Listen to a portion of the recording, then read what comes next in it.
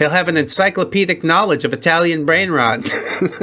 Tung tung tung tung tung tung tung sahur. This is Kevin Reports to the DFAC, Part 1. Always good to get some military stories on the channel, I'll tell you that. OP says, I've been in the United States Army for 9 years. I've been deployed twice. Yeah, hell of a thing to go through to only be halfway to retirement, you know. I've been an NCO for 5 of those years, 3 of them as a sergeant. I've supervised soldiers who are lazy. I've supervised soldiers who are drunk. I've supervised soldiers who are both of those things at the same time and still managed to show up to formation with their boots on the right feet. I hope that's hyperbole. Then the Army gave me Kevin. I need to get this down somewhere because I've been telling these stories at cookouts and in parking lots after work for 2 years, and I'm tired of watching people's faces go through all the same 5 stages. So here it is. All of it, everything I'm about to describe happened at Fort Bragg. I know they renamed it. I don't care. It's Bragg. They actually did name it back, you know. Are you still there? Was this written a year ago? I guess it's fine. Kevin was a 92G. For civilians, that's a cook. The Army calls it culinary specialist now because someone at HRC decided that sounded more dignified on a resume. But the job is the same. You work in the DFAC, you prepare the food, you serve the food, you clean up after food. You follow TB Med 530, which is the Army's regulation on food safety and sanitation, and you do not deviate from it because the regulations exist for a reason. And that reason is that people have gotten very sick and sometimes died when cooks decided that they knew better. Yeah, all of these regulations written in blood. Do they say that in the Army? They say that in the Navy like a hell of a lot. It is true. If you fuck up on a boat, it's over. Anyway, I ran shift in the DFAC at the time. Breakfast and lunch, which means my alarm went off at 3:30 every morning, which means I have not slept past 0500 voluntarily since 2019, and I probably never will again. That sounds like a nightmare. Or maybe it's good if, when you get old, like your schedule kind of reverts to that. But yeah, I'm much too vampire person for all this. I'll be awake at 5, but not for the reasons you think. My team was solid. I had 4 good cooks who knew their jobs and showed up on time and understood that the building we worked in fed soldiers who had real missions and deserved food that wouldn't put them in the hospital. That's the bare minimum, huh? Close enough for government work. No, the Army food is good, though. I've been to a DFAC on Fort Bragg. Didn't give me the shits, not even once. We were not a 5-star restaurant. We were not trying to be. We were trying to hit safe temps and rotate stock and get through the serving line without an incident. That was the standard. It was not a high bar. Or so I thought. I mean, your job is significantly more involved and arguably more important than my Navy job, which was logistics specialist, but really it was postal clerk. But the A school for postal clerk was right there on Fort Bragg. I could see it all in my head and I love it. Anyway, Kevin arrived on a Tuesday in September. I know it was Tuesday because I had his in-processing paperwork on my desk the Friday before, and I spent the weekend not thinking about it, which turned out to be the last weekend that I didn't think about Kevin for a very long time. Should have enjoyed it while it lasted, I tell ya. His ERB looked fine. That's his personnel record. He graduated AIT at Fort Lee, which is where Army sends 92Gs to learn their job. His PT scores were middling but passing. No flags, no negative counselings from basic or AIT. He was, on paper, a completely unremarkable private first class. The kind of soldier you get and train up on your specific DFAC's procedures, and you forget about them because they basically just do their job. Yeah, all that ain't really too hard if you sit down and think about it. There was one thing that caught my eye, though. His ASVAB score. The ASVAB is the aptitude test that you take before you enlist. It determines what jobs you qualify for. A 92G requires a minimum GT score of 85, and Kevin's GT score was 114. That's not like special forces territory or anything, but it is well above average. So he's a smarty pants, Kevin? Is that what we got here? It's high enough that Kevin qualified for a lot of jobs that are harder, more technical, and more prestigious than cooking eggs at 0430 for men who will complain about those eggs no matter what you do to them. Honestly, I was just grateful we had eggs at all. I'm like, this is fucking awesome. I remember looking at that number and thinking, I wonder why he picked 92G. Maybe he likes to cook. Maybe his recruiter steered him. I asked him once later and he said, I like food. I asked him about it once later and he said, I like food. I still don't know if that was the real answer or just the fewest words that would make me stop asking. With Kevin, both are equally possible. I like food. He thought he was gonna get snacks. Kevin reported to my DFAC at 0500 on that Tuesday. He was in a clean uniform. His boots were acceptable. He was clean shaven. He made eye contact. He said sergeant in the right places. He didn't seem nervous, which I noted because most new privates are visibly terrified their first day in a real unit, especially at Bragg. Kevin was calm. Kevin smiled. Kevin shook my hand with the confidence of a man who had absolutely no idea what was about to happen to him, which made two of us, honestly, because I had no idea what was about to happen to me. That is phrased so beautifully, yes. I can't wait to see what happens to you. Not in a malicious, it's a little malicious, but just like shoving buddies, you know. Oh, look, there we go. Oh, look at them jostling each other around. Is that a real show? No, it's somebody's making a joke. Forget it. I gave Kevin the tour. Every new cook gets the tour. I walk them through the DFAC. I show them the serving line, the kitchen, the dish pit, the walk-in coolers, the walk-in freezer, the dry storage, the office, the cleaning closet, and the grease trap. I show them where all the fire extinguishers are. I show them where the first aid kit is. I show them the thermometer log. It's so prescriptive, yes. You've probably done it like 1,000 times. I explain that we take temperatures on every protein at every stage, and that if you do a number wrong, you do not serve it. You do not hide it. You come find me. I explain that the walk-in cooler's organized with ready-to-eat items on top shelves and raw proteins on bottom shelves, and that this is not a suggestion. I explain that the sanitizer buckets are mixed to a specific concentration using test strips, and that we do not eyeball it. It is a lot to absorb, but yeah, you're handed all the tools that you need, Kevin. I'm rooting for you. I love an underdog. Kevin nodded along to all of this. He said, "Roger, Sergeant," at every appropriate pause. He asked one question during the entire tour, which was, where the bathroom was. So I showed him, and he said, "Thank you." I thought, well, okay, this might actually work out. I remember thinking that specifically. I remember the optimism. Yes, once upon a time there was that, wasn't there? Okay, you're the one. What do you have, like a non-functioning amygdala? You got no fear instinct, and that's the problem. I want to go back to that version of me and warn him, but it wouldn't have mattered. Nothing would have prepared me for Kevin. I tried to think what someone could have told me that morning that would have helped, and there is nothing. There's no briefing for Kevin. It did not work out. I mean, sometimes things don't work out. I don't know whose failing it is quite yet. It might be nobody at all. It might be different brain wirings. There's plenty of puzzle pieces that don't fit in the military, I'll tell you that. I was one of them, okay? I paired Kevin with Specialist Chen for his first shift. Chen had been in my DFAC for 2 years. Solid cook, patient, the kind of guy who could train a soldier without losing his mind, which is a rarer trait than you would think. I told Chen to walk Kevin through breakfast prep. Scrambled eggs, bacon, sausage, oatmeal, biscuit, fruit trays.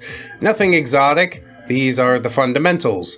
A 92G learns this in AIT. Kevin had presumably already done this. I guess that kind of would drive me crazy, you know, if there's not enough variety in the meals, but probably this is like bacon sausage morning. Some mornings we have omelet morning. There's always eggs though. You gotta get those proteins in, bro. Anyway, the first 30 minutes, pretty fine. I checked in twice. Kevin was cracking eggs into the tilt skillet. His technique was sloppy, but functional. Chen was coaching him on heat management. Normal new guy stuff. I went back to the office to work on the next week's menu. Oh, see, he's planning it out and everything. There you go. I'm not a cook, so I'm always interested in how kitchen things work. Heat management? I'm like, what's that? Just turn it up. Oh God, am I Kevin? Probably. Chen came to find me 45 minutes later. He didn't knock. He just appeared in the doorway with an expression that I'd seen on soldiers' faces exactly twice before, both times in Afghanistan. Both times after something had gone wrong that nobody could explain. He said, "Sergeant, you need to come look at the walk-in." I said, "Is anyone hurt?" He said, "No." I said, "Is anything on fire?" And he said, "No. Sergeant, just please come look at the walk-in." I followed him down the hallway. Two of my other cooks were standing near the cooler door. Specialist Torres had her arms crossed. Private First Class Daniels was leaning against the wall with his hands over his face. Not because he was upset, but because he was trying not to laugh in front of me. I could see his shoulders shaking. Chen opened the cooler door, and I looked. Kevin had restocked the walk-in. Oh, how nice of you, Kevin. Good of you to take initiative. Nobody had asked Kevin to restock the walk-in. Holy shit, man. Kevin had finished the eggs ahead of schedule, apparently, and decided to be proactive. In theory, this is a good instinct. In practice, what Kevin did was pull 3 cases of raw chicken thighs off the delivery pallet and stack them on the top shelf of the walk-in cooler, directly on top of the prepared fruit trays. Fuck. Kevin, no! That's a bad Kevin. You stand in the corner, Kevin. These fruit trays were supposed to be served to approximately 300 soldiers in about 90 minutes. Raw chicken carries salmonella. Raw chicken juice drips. If it drips onto that food that's ready to eat, people go to the hospital. This is day 1 material. It's the first thing they teach you in AIT. The walk-in cooler arrangement, which I had explained to Kevin 3 hours ago during his tour, exists specifically and exclusively to prevent this. Unfortunately, for whatever reason, I have to know the logic. What the fuck is the logic behind that? I looked at Kevin. Kevin looked at me. Kevin was smiling. I'm gonna punch you, Kevin. I went ahead and restocked, Sergeant, he said. Figured I'd stay ahead of it. I said, Kevin, where did I tell you the raw proteins go? Bottom shelf, Sergeant. He said it immediately. No hesitation, not guessing. He knew the answer the way you know your own name. I said, where did you put the chicken? Kevin looked at the top shelf. He looked at the chicken. He looked at the fruit trays underneath the chicken. I watched his face for any sign of recognition, any flicker of, oh shit. There was nothing. Kevin's face was the face of a man who'd been asked what time it was. On the shelf, he said. On which shelf, Kevin? The top shelf. And where do raw proteins go? Bottom shelf, Sergeant. I waited. I've learned through years of supervising soldiers that sometimes you just need to create a silence and let the other person fill it with the realization of what they've done. It's a technique. It works on most people. Privates especially will crack at about 4 seconds. But this did not work on Kevin. Kevin stood in the silence comfortably, like a man waiting for a bus on a nice day. Completely unbothered by the contradiction between what he had just said and what he had just done. I could have stood there till retirement. Kevin would have waited with me and not once wondered why we were standing in a cooler staring at chicken. Just the lights are on but nobody's home. I don't... What the fuck, man? He's a man possessed. That was like his idle hands doing the devil's work, you see? I threw away all the fruit trays. All of them. 16 trays. An entire morning's worth of prep. Chen and I re-prepped new ones in 30 minutes, which meant the fruit went out late, which meant the DFAC manager asked me why the fruit was late, which meant that I had to explain that my new cook had cross-contaminated the walk-in 3 hours into his first shift.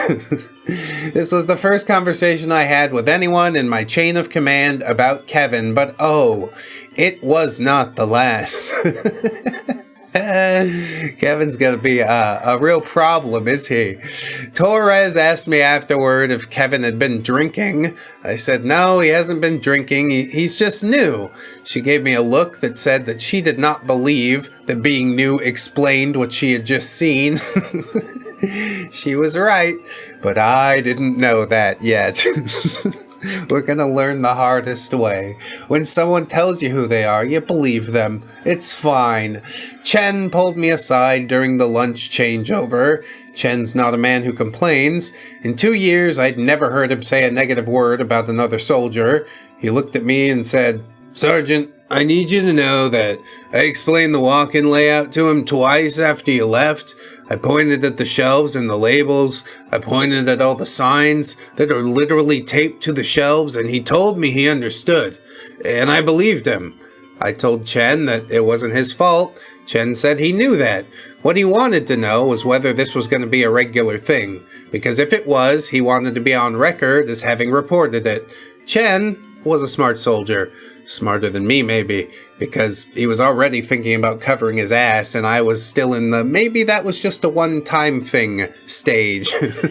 Yep. Although it's a one-off, you know? You give him the one chance, okay. Are we gonna get a second thing? We're definitely gonna get a second thing. OP confirms it was not a one-time thing. Kevin's lunch shift that same day produced a second incident. Smaller in scale, but also more disturbing in what it revealed.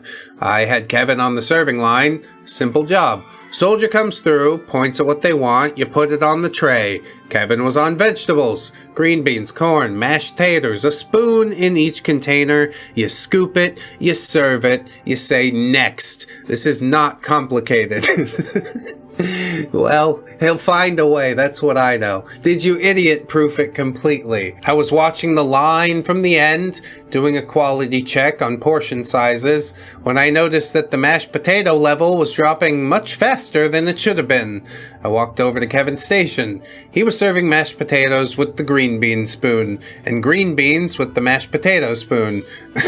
Every single soldier for the last 10 minutes had gotten mashed potatoes with green bean juice on them, and green beans with mashed potatoes smeared across the top.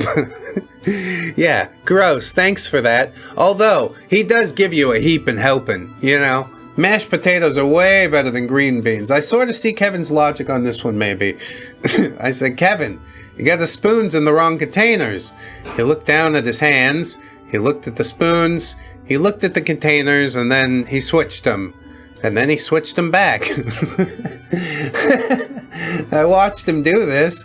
He picked up the spoons, put them in the correct containers, paused for maybe half a second, and then put them back in the wrong way. He did this right in front of me while I was standing there, while I was watching him, while we were making direct eye contact. I said, Kevin, you just switched them back. He looked down again and he said, these feel right, Sergeant. Yeah, everybody wants a heap of helping the taters. I took the spoons out of his hands, put them in the correct containers myself, and told him not to move them again. He said, Roger, and he didn't move them again. For the rest of that lunch shift, Kevin served vegetables correctly, with the correct spoons, and did not deviate. Whatever circuit had been misfiring had apparently been reset by physical intervention. This was not a mistake. A mistake is putting a spoon in the wrong pot once because you're moving fast and not paying attention, but Kevin put the spoons back in the wrong containers after I told him they were wrong, and after he corrected them himself. He corrected his error and then uncorrected it. His hands knew where the spoons went. His hands just disagreed with reality about which direction correct was. This Kevin is an anomaly. You can't even really sit him down and get him to open up about what the fuck he's thinking. All he says is, I like food. And what am I supposed to do with that? Oh man. This was the moment that I stopped assuming that Kevin would figure it out. Not the chicken. The chicken could have been nerves. Everyone makes a bad call their first day, but the spoons were different. The spoons told me that the wiring between Kevin's brain and Kevin's hands had a short in it somewhere, and no amount of explaining was going to find it. Yeah, he'll sit down with a psychologist at some point and smile and talk about the weather. Like, I don't think there's any getting through to Kevin. OP says I pulled Kevin aside after lunch service and counseled him. Verbally, not in writing, because it was his first day, and I'm not the kind of NCO who paperworks a new soldier on day one for mistakes that could have been nerves. That's what I told myself. We're still lying to ourselves, I see. Although, he does make a good case. Who wants to fucking slap someone with paperwork on day one? Then we're starting off on a bad foot. Tough call to make, but I respect you for making it, you know? But hindsight is 20/20. OP says in hindsight, I should have started a paper trail right there. I should have saved myself about 3 months, but I was still being fair. I was still trying to give him the benefit of the doubt that the Army trains you to give. Every soldier can be developed. That's what they tell you at BLC, but they were wrong. They were very confident about it, and I believe them, but they were wrong. I explained the cross-contamination issue. I explained the health risk. I explained that people get sick and that getting people sick in the Army has consequences. And Kevin listened. Kevin nodded. Kevin said, Roger, Sergeant. Won't happen again. And then Kevin said something that stopped me. He said, you know, TB Med 530 says raw poultry needs to be stored at 41 degrees or below and separated from ready-to-eat foods by placement on lower shelving or in separate units to prevent cross-contamination through drip or direct contact. This was a near verbatim quote from the regulation. I checked it later. He was off by 2 words. 2 words in an entire paragraph that he had apparently memorized. Unfortunately, like, yeah, you're just an encyclopedia. You're a human copy of the TB Med 530, but you can't be trusted to do anything with your hands. I don't think the Army's gonna decide that's worth a paycheck. You gotta go, Kevin. It's time to out-process. He'll find his way, I know he will. He'll have an encyclopedic knowledge of Italian brain rot. Tung tung tung tung tung tung tung sahur. It's useful somewhere. Not, you know, anywhere that matters, but advertisers will pay you. I try to get paid through my Patreon patrons and YouTube members. Hey, thanks to everybody who signed up so far. Hundreds of you. It's amazing. We're gonna have more emojis soon, more gubbinses in the thing. Kevin will make it. Somewhere there's room for him. Are there any jobs in the Army that do not involve using your hands? Probably not. I then asked Kevin, well, if you know that, then why did you put the chicken on the top shelf? Kevin tilted his head like a dog hearing a strange noise. I put it where there was room, he said. Oh my God. This was a man who could recite food safety regulations from memory with greater accuracy than most of the NCOs in my building, and who could not or would not connect that knowledge to the physical act of putting a box on a shelf. The information was in his head. It stayed in his head. It did not travel to his hands. I had not seen anything like this before. I've supervised soldiers who didn't know the regulation. That's fixable. You teach them. I've supervised soldiers who knew the regulations and chose to ignore them. That's a disciplinary problem. You counsel them, and if they keep doing it, you chapter them. Kevin was neither of those things. Kevin knew the regs and followed some other set of rules that existed only in Kevin's head and bore no relationship to reality. I don't know how he made it through MEPS. I'll tell you that. Somebody cheated for him. There's a whole lot to this. It's a mystery that's worth solving. I'll say that. If not for the curiosity of thousands of onlookers, then please, won't you think of poor little Kevin and his broken brain? We can fix it if you just fund us enough. And I went home that night and I thought about Kevin's ASVAB score, 114 GT. He memorized a regulation paragraph that I can't recite from memory, and I've been doing this for years. He graduated AIT. He passed his tests. Someone somewhere looked at Kevin and said that he was qualified. He must have had some help somewhere along the way. I don't know, dude. This is unprecedented. Kevin put raw chicken on top of fruit salad 3 hours into his first shift. Not because he didn't know better, because knowing better and doing better are, for Kevin, two completely separate operations running on two completely separate systems that simply don't communicate with each other. Yeah, bad wiring. I'm just glad that nobody saw fit to, like, stick him into 11B, you know? Infantry. Yeah, he's meant for infantry. No, he's not. He's gonna blow up fellow soldiers. I started a notebook that night.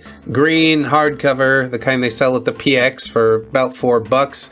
I wrote the date. I wrote what happened. I wrote who saw it. 2 entries on day 1. Cross-contamination, walk-in cooler, 0545. Spoon reversal, serving line, 1215. Chen, Torres, and Daniel for the walk-in. Just me for the spoons, but 3 soldiers in line had commented on the mashed potato situation before I caught it and wrote that down too. I'd like to take a walk around Kevin's brain, you know? Probably really spacious. Not much in there. A couple brain cells dry humping in the middle of the floor. Oh wait, it's time to put the mashed potatoes on. Kevin's file said that he had passed every test the Army put in front of him. Kevin had put raw chicken on top of fruit salad and then uncorrected his own correction on a spoon placement while looking me in the eye. One of these things was lying. I didn't know which one yet, but I was gonna need the receipts when someone finally asked. See, now we're covering our ass. Now we've learned better. Okay, second day, still same shit. The first notebook filled up, and I ended up needing a second one. What I knew on the night of September 14th was this. Kevin could quote regulations that he could not follow. Kevin could correct errors that he would immediately uncorrect. Kevin would look you in the eye and say, "Roger, Sergeant," and completely mean it, and then do something that no reasonable person would ever predict. Kevin was not lazy. Kevin was not defiant. Kevin was not stupid in any way that I had a framework for. Kevin was something else. Kevin's second day was worse, but that's for part 2. Good lord. Kevin is a mystery wrapped in an enigma, isn't he? I'm glad he can quote the regulation, but like I said, we don't pay for a human encyclopedia, alright? We need hands that function and a task that you can do reliably. I mean, just stick him back there to clean dishes. That's what we can trust Kevin with. Plastic dishes. I'm gonna go ahead and get the Gubbinses in here. What's your take on Kevin there, boys? Why Sergeant mad? Kevin just making mystery meat parfait. He put chicken on top because gravity is free seasoning and Kevin is efficiency expert. Most people pay extra for raw poultry juice on fruit, but Kevin give it for free because he have heart of gold and GT score of genius. He not breaking rules, he optimizing vertical space for the Army. A true innovator. Gubbins. So good, dude. Yeah, mystery meat parfait, yum yum. He is a biological weapon, wearing a chef's hat, possessing the unique, terrifying ability to archive information without ever allowing it to touch his consciousness. Watching him correct a mistake only to immediately revert, it is like witnessing a glitch in the simulation trying to repair itself and failing. Dark Gubbins. Okay, but none of that is as good as mystery meat parfait, though. Please. Dark Gubbins not understand art. The spoons were a protest against Big Potato and their correct spoon propaganda. Gubbins. I align myself with Big Potato. It wasn't a protest, Gubbins. It was the literal physical manifestation of a vacuum where a human soul should be.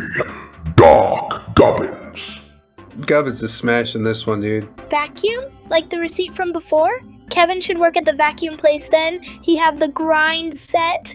Gubbins. Oh my god, it remembers the fucking vacuum post? That was like the test post that I used to make the fucking Gubbins bickering system, and they remember the vacuum.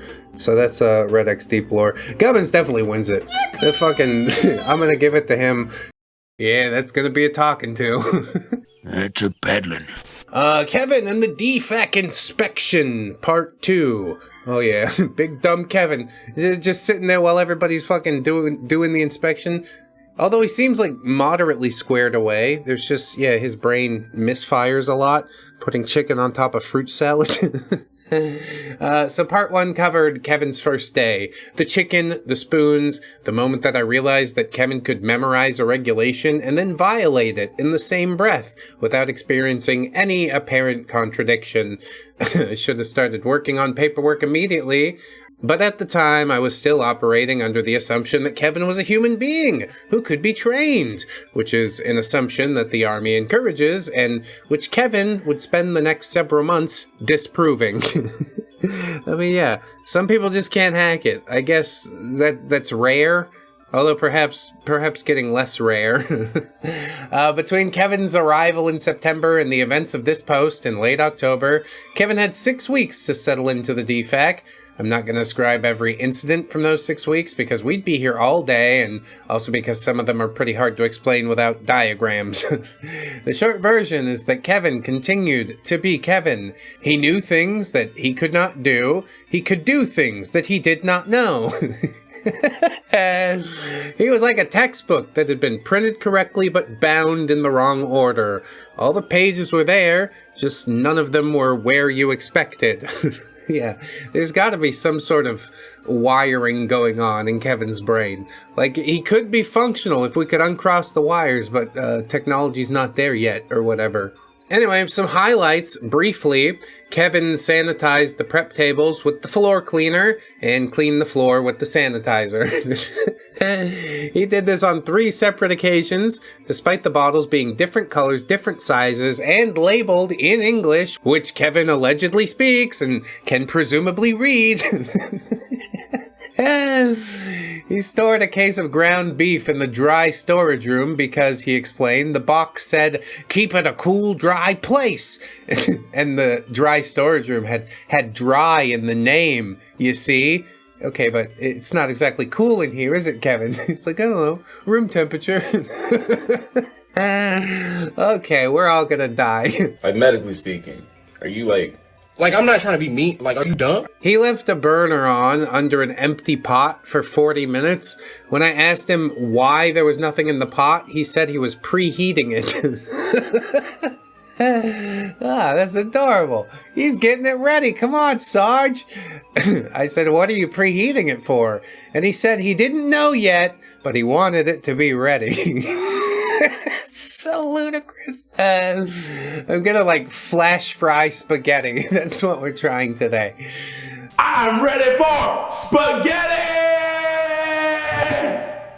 Chen, who had been paired with Kevin for 3 of those 6 weeks, was developing a twitch in his left eye that I am not exaggerating about, and he requested reassignment to the dish pit. I granted it. Chen had earned the dish pit. The dish pit was a reward for surviving Kevin. Yeah, I mean, 3, that's more than anybody could do, really. You're supposed to train him, and he says okay, and he just does it wrong anyways. I don't know what to think of this. So that's where we were in late October when my first sergeant called me into his office and informed me that we had a public health command inspection coming up in 2 weeks. Yeah, brace yourself. If you've been in the Army, you know what this means. If you haven't been in the Army, we could keep it simple. A team from public health comes into your DFAC and checks everything. Temperature, storage, sanitation, labeling, personal hygiene, pest control, equipment maintenance. They check the things that you think they'll check, and then they check the things that you didn't really know that they could check.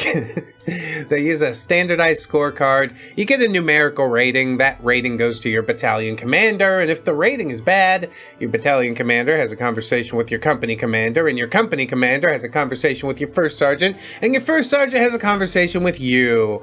And none of these conversations are pleasant. Yeah, nobody wants to do it, but shit rolls downhill. It is what it is. My DFAC was solid, says OP. We scored well on the last 2 inspections. I was not worried about my team. I was worried about Kevin. Yeah, sort of just a wild card thrown in there. What's he gonna do next? Nobody fucking knows. Just buckle your seatbelts. I went to the LT first. Lieutenant Gordon. He'd been in the unit about 3 months longer than Kevin, which gave him just enough time to have opinions about everything and experience with nothing. Yeah, that's a lieutenant for you. Lieutenant Dan, ice cream. He was not a bad officer, I want to be clear about that. He cared, he tried, he just had the confidence of a man who had been told at officer candidate school that he could lead anything and had not yet discovered the asterisk at the bottom of that statement. And the asterisk says, results may vary when your platoon contains Kevin. This one definitely does. Nobody's gonna have a good time. A lot of conversations, that's what I know. It's half of what the Army does. So I told the LT that Kevin was a risk for the inspection. I explained the pattern. I told him about the chicken, the spoons, the floor cleaner, the ground beef and dry storage, the empty preheated pot. I told him that Kevin could pass any written test you gave him, but that he could not reliably execute the things that the test was about. The LT listened carefully. He took notes and he said, Sergeant, just sounds like PFC Kevin needs to get some focused remedial training. Let's put together a study plan and walk him through mock inspections until he's comfortable with the practical application. And I said, Sir, I've been doing exactly that for 6 weeks. He said, well, let's formalize it. Okay, good. Well, get it on paper that this is what's happening and nobody can stop it. So we did formalize it, and we put Kevin on the 2-week training plan. I wrote it up, daily study sessions on TB Med 530, daily hands-on practice with thermometers, sanitizer test strips, and proper storage procedures. Chen, who was probably the best trainer I had, and who I owed several apologies and a case of beer as well, agreed to run the practical sessions. I made flashcards. I'm a grown man, a non-commissioned officer in the United States Army, and I just made flashcards for a 19-year-old kid about where chicken goes in the refrigerator. That is what Kevin had reduced me to. And God, I want to know where he ended up. What happened to old Kevin? Did he make it out of the Army? If it's just brain work, I think he could do it. I'm pretty sure I said that in the first part. Anyway, Kevin was enthusiastic about the training plan. Kevin loved the flashcards. Kevin studied them on his breaks. I would walk past the break room and see Kevin flipping through the cards with the focus and intensity of a medical student preparing for the boards. The lad deserves to enjoy his final hours. He quizzed himself, quizzed other soldiers. He asked Chen follow-up questions that were honestly pretty good questions. What's the recheck interval if a protein's between 135 and 140 on first temp? Good question. Correct answer is, you check in an hour, and if you're still below 140, you discard it. Kevin knew this. Kevin knew all of this. At the end of week 1, I gave Kevin a written test. 25 questions. Temperature danger zone, proper storage order, sanitizer concentration, hand washing procedures, cross-contamination prevention, labeling requirements, cooling procedures for hot foods. And Kevin scored 100%. 25 for 25. He didn't even hesitate. He filled it out in 8 minutes and handed it back to me and sat back down with the posture of a man who had just completed a routine task, which I guess for Kevin it apparently was. Yeah, the information is in there. It just doesn't go to his hands correctly. I don't know what that is. The entire goddamn U.S. Army couldn't figure out what that is, so I'm not even gonna venture a guess. And I looked at the test. Every answer was correct. Not just correct, but like precise. For the question about sanitizer concentration, Kevin didn't just write 200 parts per million. He wrote 200 parts per million for chlorine-based solutions and 400 parts per million for quaternary ammonia per manufacturer specs and strip verification. That is more detail than I put in my own answer key. Yeah, he's got it down to a science. He could just be the book guy. You don't let Kevin do things with his hands, but, like, why did he want to be a cook then? You know? Some mysteries the world may never know. I stood there looking at this perfect test score from a man who had sanitized the prep tables with floor cleaner 3 times in 6 weeks, and I felt something I had not felt before in my career. I felt like the system was broken in a way that I couldn't explain to anyone because no one would believe me. Ducks say, this system feels broken. Goose say, no, it's working perfectly. How do you chapter a soldier who scores 100%? How do you tell your commander that this soldier is a danger when his test results say otherwise? Kevin's paperwork was cleaner than some of my best cooks. Kevin's kitchen was a disaster zone. Both of these things were true at the same time, and the Army had no form for that. Yeah, everything was written down on a paper. That makes it true. Okay. But he tried to make chicken fruit salad. You don't see how bad this can get. I scheduled the mock inspection for the following Monday, 4 days before the real one. The mock inspection's where I need to slow down because this is where things went a little bit sideways. I set it up as close to the real thing as I could. I walked the DFAC the way the inspectors would, started in the walk-in cooler, temperatures correct, storage orders correct, everything labeled with date and time. Kevin had done this. Kevin had done it perfectly.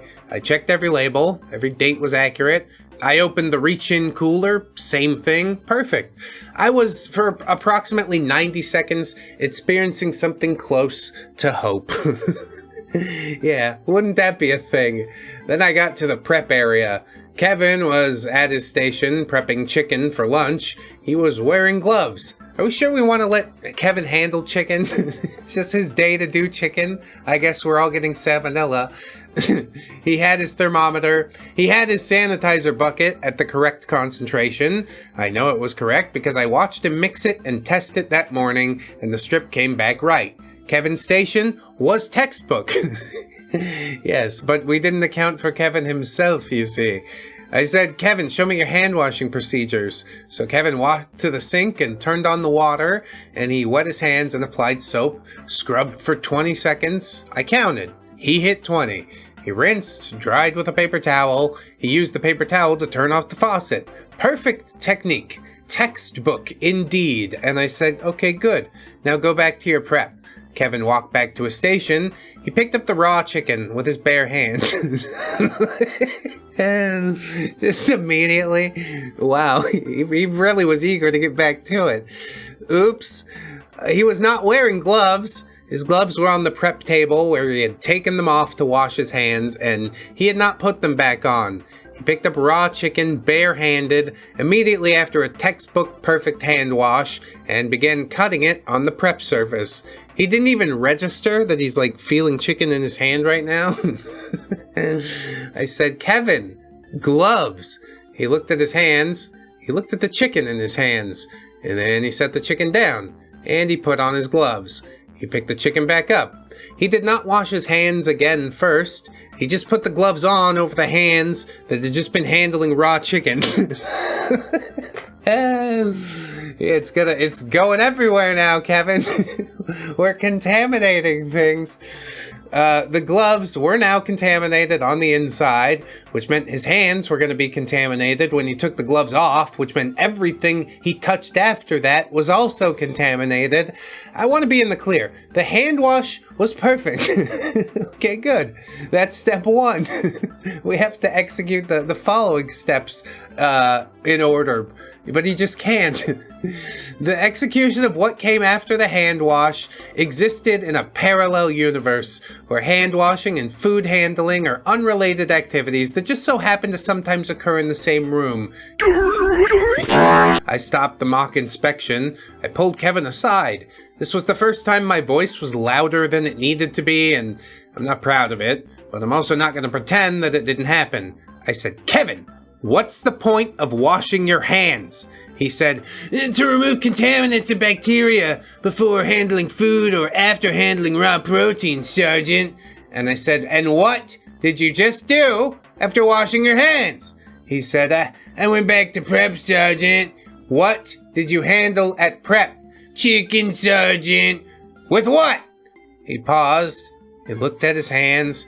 He was still wearing the contaminated gloves. Gloves, Sergeant. Another pause. Longer. I watched his face. This was not the face of a man who had been caught cutting corners. This was the face of a man trying to reconstruct a sequence of events that had already left his memory. Kevin was not being evasive. Kevin genuinely could not remember what he had done 30 seconds ago. It had already fallen out of him. I think after, Sergeant? You think? Yes, Sergeant. Kevin, do you see the problem? I should have put the gloves on first, Sergeant. Yeah, Roger, Sergeant. He's gonna do it the same way. I don't know. There's something missing. Short-term memory problem. Do we get the full story? God, I hope that we do. Then I can feel legitimately bad for Kevin. Then it's like, Kevin in a big rig without the racism. At least if this Kevin has brain damage. I don't know. Do you think that's it? What else could it be? Fetal alcohol syndrome? Opie would have said something about that. Meps would have said something about that. I don't know. His brain just doesn't remember what his hands do, I guess. He can remember brain things, but not hand things. He said all of this in the way that he always said it. Calm, agreeable, completely sincere, completely useless. Damn. He understood the principle, but he would violate the principle again tomorrow. Not out of defiance, not out of laziness, because the understanding and the doing were stored in different rooms in Kevin's head, and there was just no hallway between them. Yeah, brick wall. I wrote up the mock inspection results, gave them to the LT. LT read them and said, "But he passed the written test." I said, "Yes, sir." He scored 100%. "Yes, sir." "And then he handled raw chicken with his bare hands." "Yes, sir." The LT sat with that one for a moment. I could see him trying to fit Kevin into a category. Soldier who doesn't know the material, retrain. Soldier who doesn't care about the material, discipline. Soldier who knows the material perfectly and then does the opposite. Yeah, the LT did not have a box for that. Nobody does. I'd been looking for that box for 6 weeks. There he goes. One of God's own prototypes. A high-powered mutant of some kind, never even considered for mass production. Too weird to live and too rare to die. It's more applicable than ever in this scenario, I think. We can't stop here. This is bad country. Anyway, LT speaks up and he says, "Well, what do you recommend, Sergeant?" I said, "Sir, I recommend we keep Kevin off the floor during the inspection." The LT said he'd think about it. What happened next is that the LT talked to First Sergeant Hensley, and First Sergeant Hensley decided that hiding Kevin during the inspection was not what leaders do, and that every soldier in the DFAC would be present and accounted for and performing their duties because that's the standard, and we do not deviate from the standard. Well, damn, Sergeant Hensley's never met a Kevin yet either. You gotta find. Everybody's scores are gonna go down. We tried to let you know about this. Could have just sent him back to his room. Kevin, go back to the barracks, okay? Just hang out there until we need you. He doesn't seem to ask follow-up questions. He'd do it. He'd be like, okay, I guess this is just what I do now. And he'd sit there for 5 minutes, forget why he's there, and show back up at work. That would explain, like, all of this, essentially. Opie says, "I did respect First Sergeant Hensley. He was a good first sergeant. He'd been in the Army for 18 years and had run DFACs at 3 duty stations.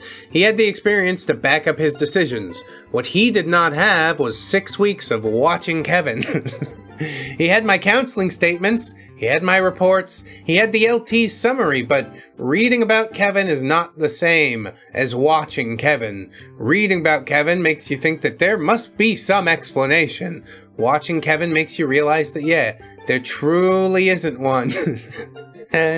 Well, the explanation is out there somewhere, but we haven't found it yet. I don't know what it is. The inspection was on a Friday. I put Kevin on the serving line because it was the lowest risk position that I could justify. All he had to do was stand behind the counter and put food on trays. The cooks had already prepared everything. Kevin just had to scoop and serve. Yes, hopefully the correct scoops. I put Chen on the station next to him. I told Chen that his only job that day was to watch Kevin. Chen looked at me with the eyes of a man who had been asked to jump on a grenade and said, "Roger." I mean, what? Yeah, my job is to babysit him, to make sure he uses the right spoons and doesn't swap them. You're underutilizing a good soldier, Sergeant, respectfully. The inspectors arrived at 6:30, 2 of them. They started in the back. Walk in, reach in, dry storage, dish pit, grease trap, all clean, all correct. My team had done their jobs. I followed the inspectors through the back of the house and everything was green. I started to relax. We were gonna be fine. We just had to get through the serving line. Easier said than done, perhaps. The lead inspector stopped at Kevin's station. Kevin was serving scrambled eggs. Kevin was wearing gloves. Kevin's station was clean. Kevin's serving utensil was in the correct position and was the correct utensil. The inspector checked the temperature of the eggs in the serving pan, 165 degrees, correct. The inspector said, "How often do you check holding temps on that line?" Kevin said, "Every hour, or when a new batch is brought out, whichever comes first." Correct. I exhaled. The inspector said, "And what's the minimum holding temperature for hot foods?" Kevin said, 135 degrees. Correct. The inspector made a note. The inspector moved on to the next station, and I nearly felt relief. Almost made it out unscathed. Then Kevin, unprompted, to the inspector's back, said, "But honestly, we don't always hit 135 right away when a new batch comes out, because the serving pans lose heat on the transfer from the kitchen, so sometimes it takes a few minutes to come back up." No. Too much information for no reason, Kevin. Why are you still talking, Kevin? The inspector stopped walking. I stopped breathing. The inspector turned around and he said, "Can you say that again?" Kevin said it again, happily, in full, with additional detail even. Kevin explained accurately and in considerable detail the heat loss phenomena that occurs when food is transferred from the cooking vessel to the serving pan, which is a real thing that happens in every DFAC on the planet, and which every DFAC on the planet handles by checking temps after transfer and not serving until the food is at the correct temperature, which is exactly what we did, which Kevin knew, and which Kevin had decided to share with the inspector as though he were reporting some sort of systemic failure instead of describing a routine part of food service that we managed correctly every single day. Wow. Are we gonna lose points for that? That's a lot you just handed me, you know. The inspector spent the next 20 minutes at Kevin's station asking follow-up questions. Yeah, probably just to suss out the exact thing that OP said already. It's all normal and fine, okay? Can we just fucking get through the day? Could we? Sometimes yes, sometimes no.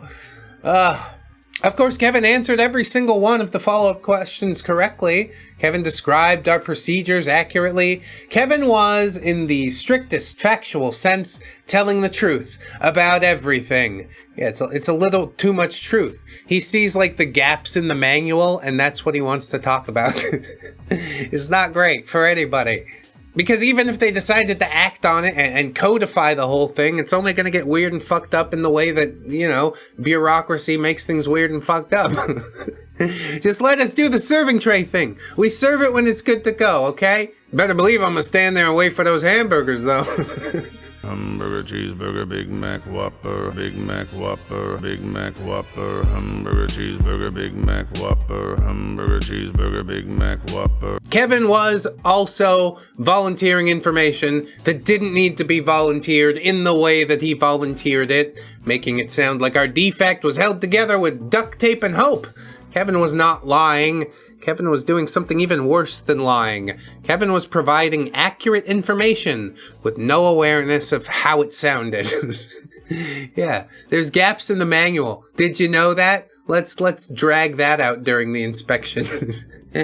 Chen, standing 6 feet away, had gone completely still. I have seen that exact posture in a deer caught in the headlights. He was trying to become invisible, and God, I wish to have joined him. LP says we did pass the inspection. Barely. Our score dropped 11 points from the previous quarter. Yeah, that's gonna be a talking to. That's a peddling. The inspector noted inconsistent understanding of food safety principles among line staff in the remarks section, which I promise you was about Kevin specifically, because every other cook in my DFAC could do their jobs in their sleep. I mean, that's not necessarily accurate either. He understands it to, like, the nth degree. Sergeant Hensley called me into his office that afternoon. Here we go. He had the inspection report on his desk. He looked at it, and he looked at me, and he said, "Tell me about Private First Class Kevin." I talked for 20 minutes. I brought the notebook. I brought the counseling statements. I brought Kevin's perfect written test and the mock inspection results side by side. I laid it out the way that I'm laying it out for you right now. First Sergeant sat there and listened, and when I was done, he said, "So, he knows the material." I said, "First Sergeant, he knows the material better than some of my NCOs, but he can't do the job. He can tell you exactly how to do the job, but no, he cannot do the job." We don't pay people for knowing how. We pay them for doing how. First Sergeant leaned back in his chair and said something that I will not forget. He said, "I've been in this army for 18 years. I never had a soldier I couldn't train or couldn't chapter. You're telling me you got one who passes every test and fails every task?" I said, "First Sergeant, I'm telling you exactly that." I mean, he doesn't fail every task, but yeah, it's basically a crapshoot. You never know what you're gonna get when you put Kevin on whatever duty. He stared at the inspection report for a long time, and then he said, "Well, keep documenting. I'll talk to the commander." This was the first time anyone above me acknowledged that Kevin might be a problem that the system wasn't built to solve. It was late October. Kevin had been in my DFAC for 6 weeks. He had a perfect test score, a stack of counseling statements, and an ASVAB that said he should have been doing something more complicated than cooking eggs. Nothing added up. None of it made sense, and I still had to put him on the line Monday morning because the paperwork to do anything else moved at a speed that made Kevin manage to look efficient. Yeah. Remember all that stuff I said about bureaucracy? It's exactly that forever. I went home that night and I wrote 3 pages in the notebook. I thought that by keeping a record, I'd be able to make sense of it all at some point. I still haven't made sense of any of it, just for the record. It's a weird case. Who's equipped for that? Definitely not an army cook and a YouTube funny man. We're not gonna get this shit figured out. All we could do is stand there with our mouth open and go, God, what? Kevin's next trick involved the grease trap. Oh no. But I need a minute before I tell that one. Part 3 is coming. And, oh my, I'm so eager to should we dive into it today? I think I'm gonna dive into it today, but I want to let the Gubbinses say their piece first because, yeah, Kevin's he's completely disconnected. There's some fundamental wiring missing here. What do you say, boys? Kevin score 100% on test, then pick up raw chicken barehanded 30 seconds later, which is very impressive because Gubbins could not forget how to be human that fast if Gubbins tried. Kevin like a computer that store all the files but cannot open any of them. Perfect hard drive, no operating system, just vibes and salmonella. The truly exquisite horror here is that Kevin is not malicious, not lazy, not ignorant. He is a man for whom knowledge and action exist in completely separate dimensions that have never once made contact. The inspector walked away thinking the DFAS was held together with duct tape, and Kevin provided every word of that impression with complete accuracy, perfect recall, and zero self-awareness. A man who could describe his own drowning in clinical detail while sinking. Dark Gubbins. Gosh, evocative, poignant as ever, Dark Gubbins, yes. Was that knowledge and action exist in completely separate dimensions? That's the analysis that I had too. We'll get into part 2. I really do want to do it. We'll see how it goes. Thanks so much for joining me, friends. Sign up on the Patreon or YouTube memberships if you'd like. Check us out on the podcast services or on the fourth wall if you'd like some merch. I would really appreciate any or all of those things. Okay, now the next part. This entry called DFAC Kevin Goes to the Field, part number 3. Oh my god, do not. Are you kidding me? Don't. It's not gonna go well. I promised the grease trap story, so here it is! Yeah, we didn't even have to wait. Fucking high five. A grease trap is exactly what it sounds like. It's a tank that sits between the kitchen drains and the sewer line, and its job is to catch the grease and food solids before they hit the pipes. If you maintain it, it works. If you don't maintain it, it backs up, and when it backs up, your DFAC smells like something died inside something else that also died. Grease trap maintenance is not glamorous. You open it, you skim the grease layer off the top. Yummy. Oh my god, this tastes exactly like a fruit roll-up! You check the baffles, you hose it down. It's a 2-person job, and it takes about 30 minutes. We did it every other week. Is it, like, big? How much grease are we using? It's good that it stays out of the pipe, though. The Army, it's almost like they thought of everything, you know? I assigned Kevin to grease trap duty with Torres. Torres was not happy about this. Torres had been avoiding Kevin since the walk-in incident, and I couldn't blame her. But I also could not let Kevin hide from every task in the DFAC, because then there'd be no tasks left. Torres was competent and direct, and I thought maybe she'd be a good match because she wouldn't let Kevin drift. I told Torres the task. I told her the procedure. I told Kevin the task. I told Kevin the procedure. I told both of them to come get me when they were done. Yeah, I mean, it would be good for OP to supervise, but I got other shit to do. I'm not supposed to babysit you all the time, okay? Torres came to get me 40 minutes later. She was wet. Not damp, wet. Her uniform was soaked from the waist down, and she smelled like the inside of a grease trap. Oops. Which she had recently been inside of, in a matter of speaking. She said, and I am paraphrasing because Torres had a vocabulary that would have gotten her a counseling statement if an officer had been present. She said that Kevin had opened the grease trap, looked inside, decided it was too full to skim from the top, and attempted to drain it by pulling what he described as the plug from the bottom. There is no plug at the bottom. What there is a clean-out cap on the outflow pipe, which is not designed to be removed during maintenance, which is designed to be removed by a plumber with the appropriate tools and a plan.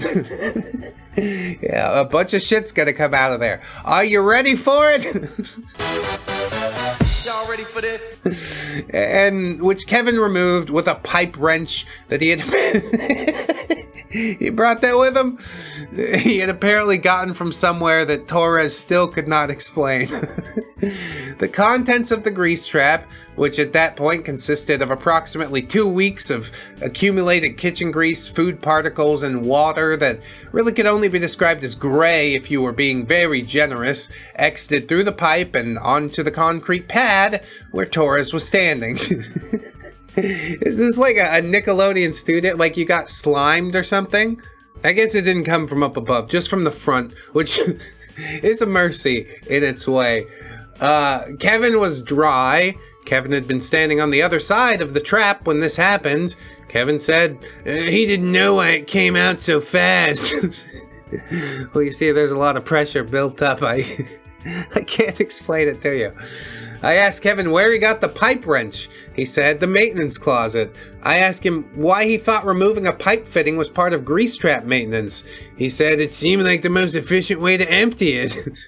I asked him if anyone had ever trained him to do that, and he said, no, but it made sense to him because that's how you drain a bathtub. Oh, it's just like you had a bath, Torres. That's basically bath water in there. Gamer Girl Bathwater by ReddX Industries. One sip, and you'll taste the difference. You won't like it, but you'll remember it. Opie says a grease trap is not a bathtub. I should not have to say this.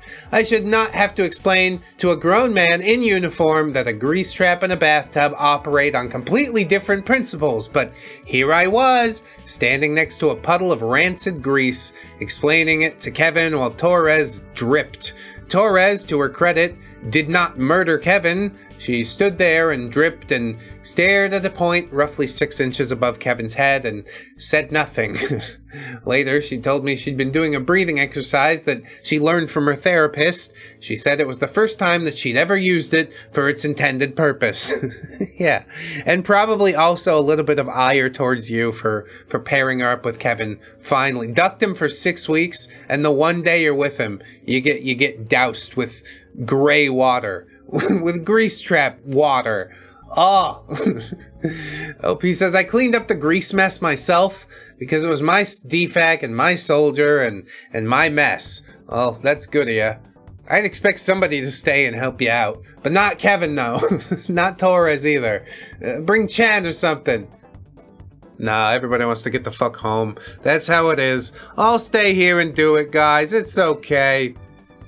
Anyway, it took an hour, and the concrete pad smelled like a deep fryer's nightmare for a week. The plumber who came to reset the cleanout cap looked at the wrench marks on the fitting and asked how the cap came off. I said, one of my soldiers removed it. He said, with what? I said, a pipe wrench. He said those caps are usually hand tight, but sometimes they seize up, and you'd need significant force to break one free. He asked if the soldier had plumbing experience, and I said, no. And he said, well, he's strong enough to be a plumber. Maybe look into that.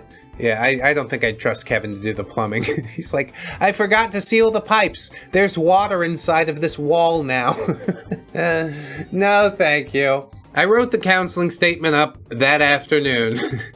Is this the last straw or just one of many? Probably one of many, yeah. I wrote it down this time, not verbally.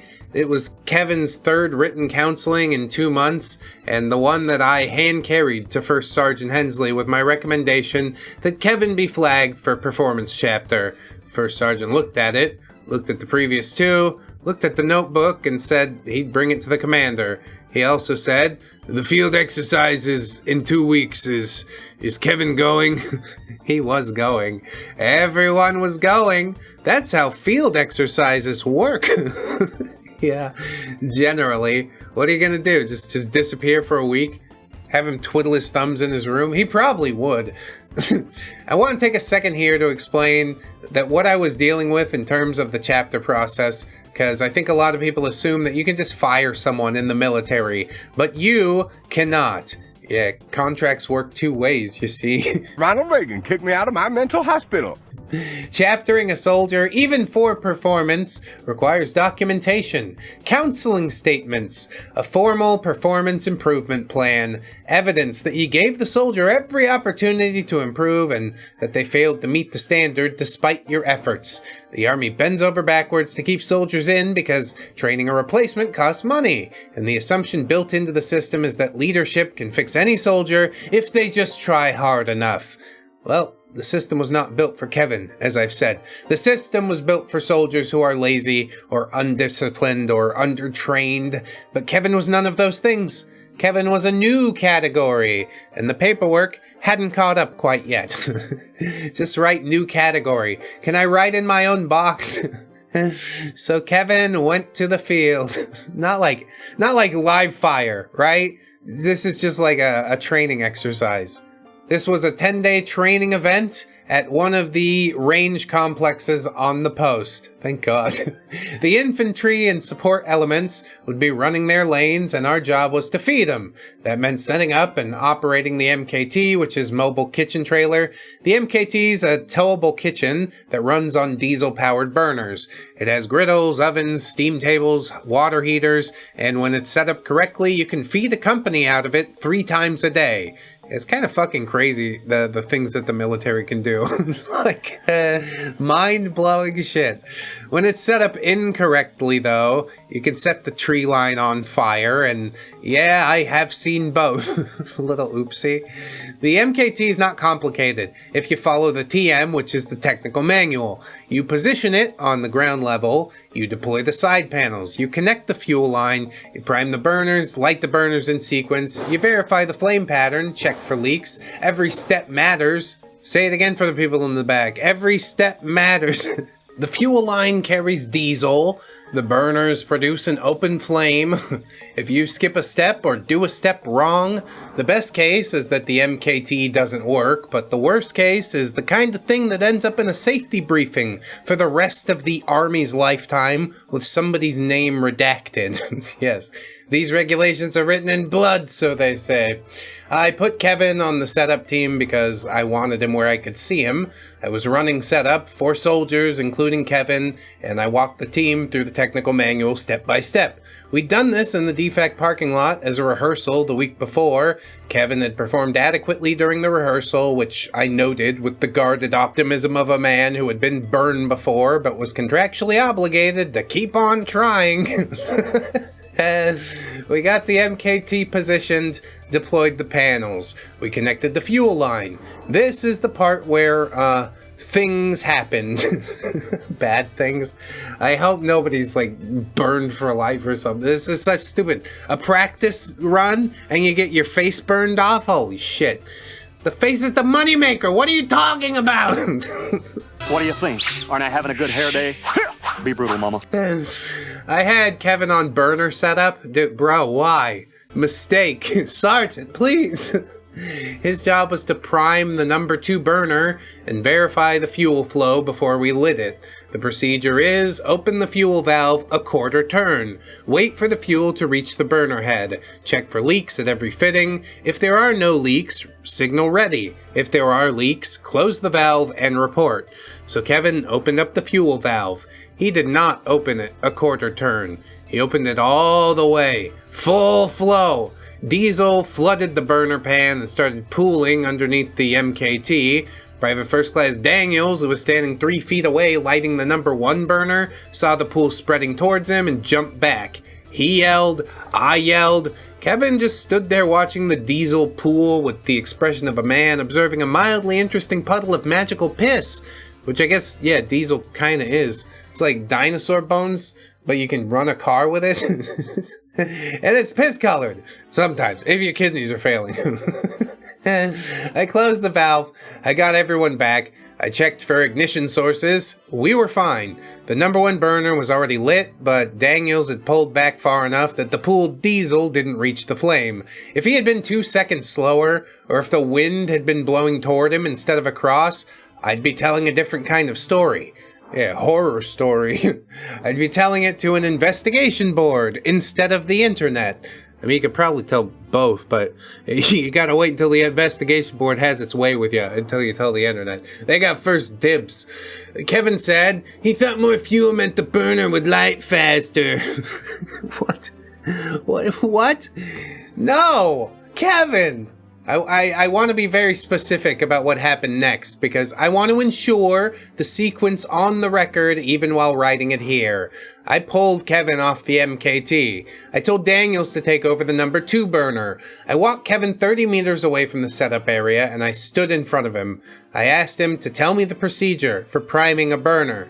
He told me, correctly, quarter turn, wait for fuel flow, check for leaks. He recited it like he was reading it from the technical manual. Then I asked him why he opened the valve all the way, and he said, I figured more fuel would make it go faster, Sergeant. God damn it. I want to choke him. You know, he's very agreeable and sort of nice as a person, but I can't deal with this. I can't fix this. Who can fix this? I said, Kevin, you just told me the procedure is a quarter turn. He said, right, Sergeant. And you opened it all the way. Yes, Sergeant. Those are different things.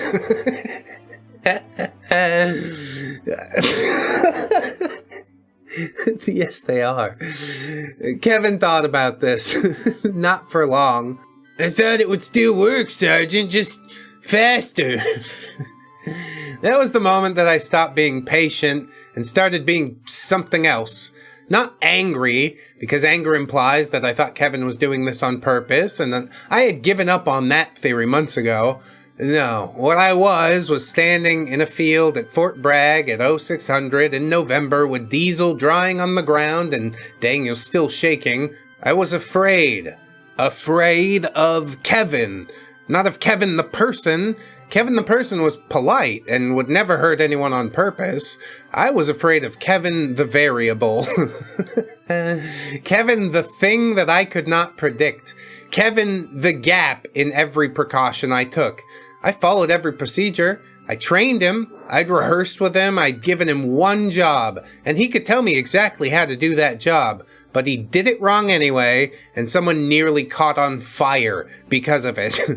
Yeah, that is, it's really fucked up. In the line of duty, sort of. I wrote the counseling statement in the cab of the supply truck, while my team finished the MKT setup without Kevin. I used the serious incident box. Oh good, they have a box for this one. I described the fuel spill. I described the proximity to an active flame. I described the potential consequences in plain language because I was done being diplomatic about it. It's awful. It's all fucking awful! I had Kevin sign it. He signed it without hesitation and without reading it, which bothered me almost as much as the diesel. That's fucked up. He's just like, yeah, another one of these. Add it to the pile. For the rest of the field exercise, I kept Kevin on the serving line and on cleanup. No burners, no fuel, no equipment that could injure, ignite, or explode. Kevin's job was to serve food, wash pans, and stay where someone could see him. This worked for about 3 days. On the morning of the third day, something happened that I still think about. Oh no, not again. We had a generator issue. The portable generator that had powered our lights and the water heater had been running rough since day 1, and on the morning of day 3, it died. My soldiers are cooks, not mechanics. I called it into the support platoon and was told a mechanic would be out when available, which in field exercise language means sometime between now and never. We needed the generator for the water heater because without the water heater, we couldn't sanitize dishes to standard. And without sanitized dishes, well, we couldn't serve our next meal. Yeah, you eat these baked beans out of your hand. Eat corn on the cob behind the 7-Eleven with a mangy dog. This is the American experience. I don't know what I'm talking about. Kevin was standing near the generator when it died. He walked over to it, looked at it for about 30 seconds, then he took off the air filter cover, pulled out the filter, tapped it against his boot a few times, checked the spark plug, pulled it, cleaned it on his shirt, put it back in, and reprimed the fuel line. He pulled the starter cord, and the generator coughed back to life. Look at that. Kevin's an engineer. The most inconsistent engineer in the world. If he's doing anything more than, like, the things described, you better be thanking your lucky stars that he didn't pull the whole generator apart, okay? And I said, Kevin, how'd you know how to do that? And he said, my dad has one of these for his house. Does this all the time. Dirty filter. Foul plug. It's fixed now. Foul plug. Fill it with a foul soup. A magical piss. This dinosaur juice will cook all our meals from now on. He said it like it was nothing, like he hadn't just diagnosed and fixed a mechanical problem in 2 minutes that I would have waited at least 3 hours for a mechanic to come look at. His hands had moved with a confidence and precision that I had not seen from him in the kitchen. He didn't hesitate, he didn't second guess, he just fixed it. And then, 30 minutes later, he served oatmeal with a serving spoon instead of a ladle for 15 soldiers straight before anyone noticed. Yeah, you're kind of getting my oatmeal everywhere there, buddy. But that's Kevin. That's the entire Kevin problem in one morning. Yeah, the guy who can't serve oatmeal, I'm sorry. He might have done good with the generator, saved you in that moment. But he's not consistent enough, not reliable enough. He has to have practiced that 1,000,000 times. That's why he was able to do it. But yeah, Kevin problem in one morning. The man who can rebuild a generator by feel and also cannot select the proper utensils required to do the job which he is assigned to. The man whose ASVAB says 114 and whose presence in the kitchen means pray. I stopped trying to understand the pattern after that morning because there is no pattern. Kevin is not inconsistent in a way that reveals any sort of underlying logic. Kevin is inconsistent in a way that suggests that there are multiple Kevins taking shifts, and none of them talk to or even just leave notes to one another. Yeah, there's something going on in Kevin's brain.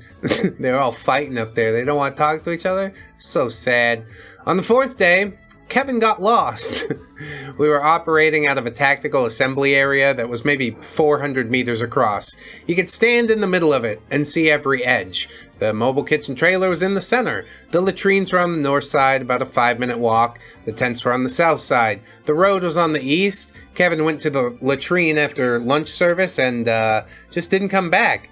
After 30 minutes, I sent Daniels to go check on him. Daniels came back alone. Kevin wasn't at the latrine. Kevin was not in the tents. Kevin was not at the MKT. Kevin was not anywhere inside of the assembly area. I am shocked. Shocked! Well, not that shocked. Great. Lost puppy. I reported a missing soldier, and I need you to understand the weight of that. A missing soldier on a military training exercise triggers a response. People start looking. Leadership gets notified. The exercise pauses. Range control gets involved. It's not a small thing. It's the kind of thing that generates phone calls to the company commander, who generates phone calls to the battalion commander, who's now aware that your DFAC lost a cook on a range complex that is smaller than some shopping malls.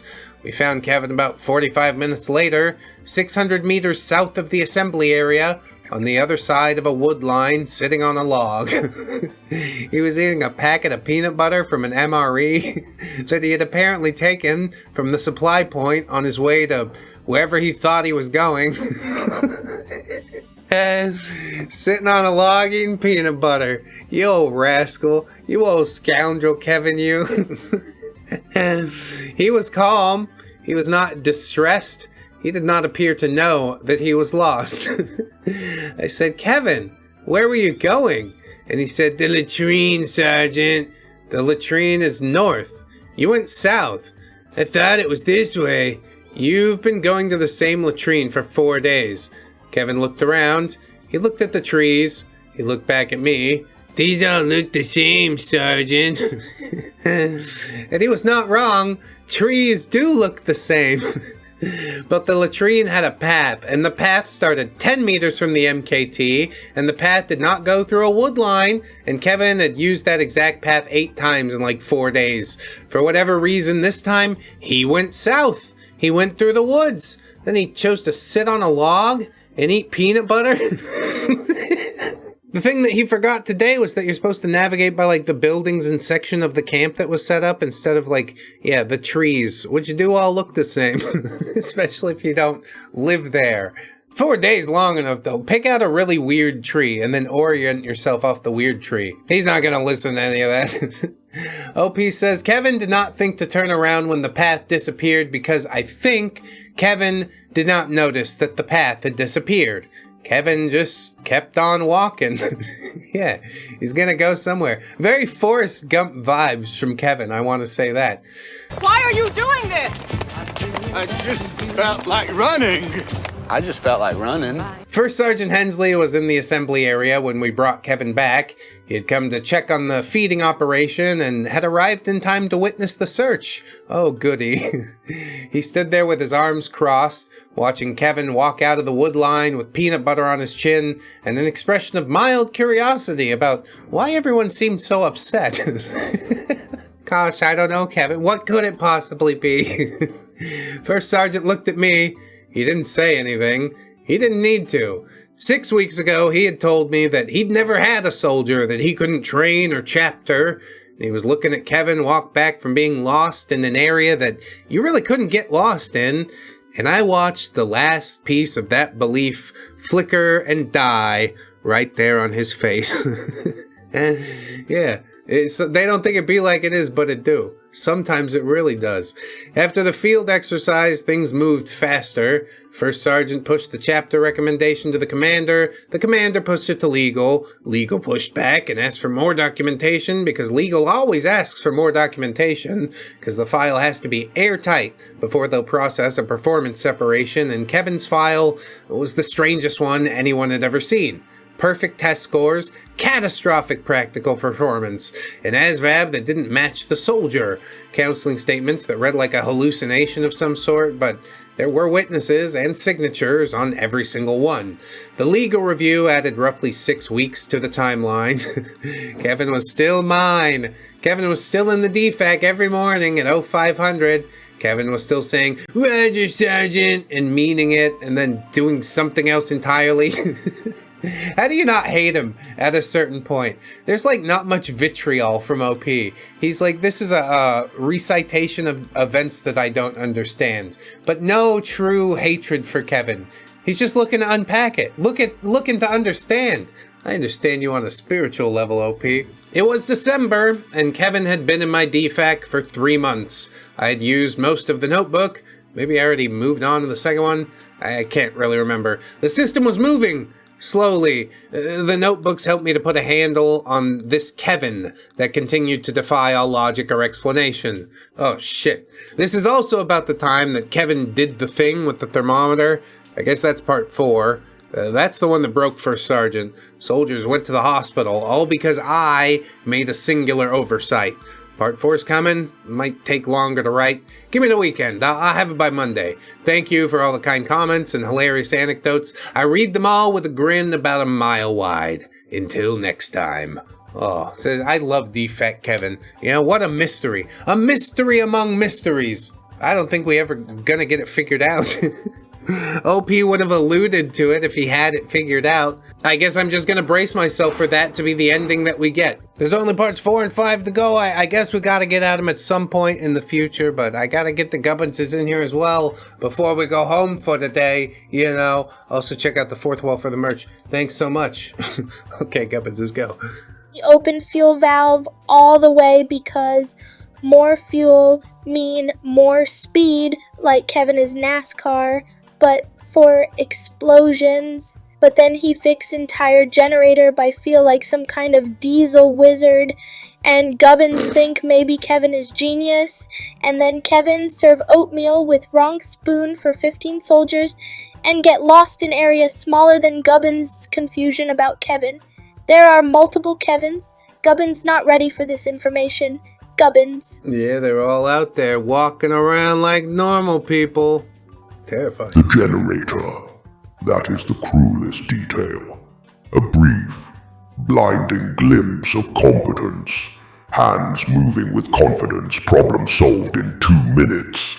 And then the oatmeal spoon. And you understand, Kevin is not broken. Kevin exists in a universe where expertise is randomly distributed across tasks with no logic the human mind can map. First Sergeant watched Kevin walk out of those woods with peanut butter on his chin and felt something die in him. And I felt something almost like respect for Kevin's ability to kill hope so efficiently. Dark Gubbins. Dark Gubbins gets the point there. I'm sorry, young one. He did it! Gubbins come here for funny food man disaster story, and now Gubbins have feelings.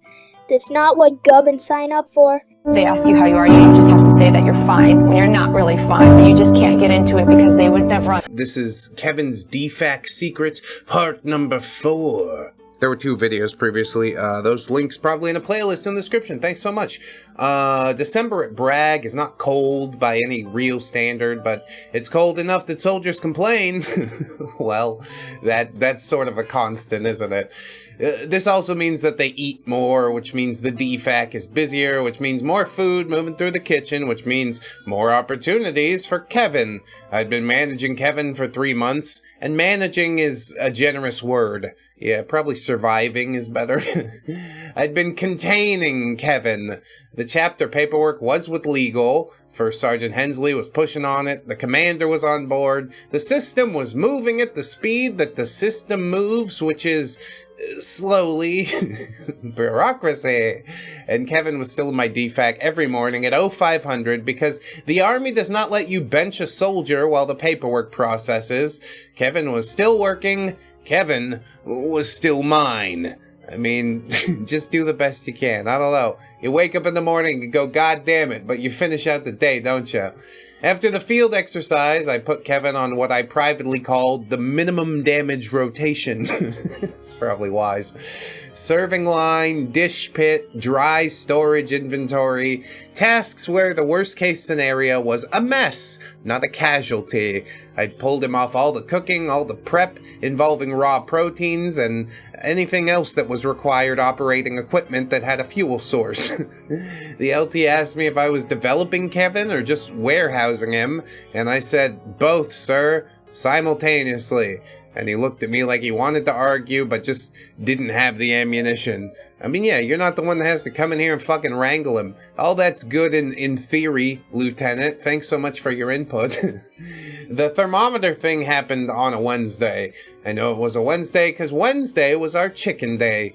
We serve fried chicken for lunch on Wednesdays. It was the one meal that soldiers actually look forward to, which meant it was the one meal that I could not afford to have go wrong. Which means you already know where this is going. Chicken, bro? Chicken's a dangerous meat, I'm gonna tell you that much.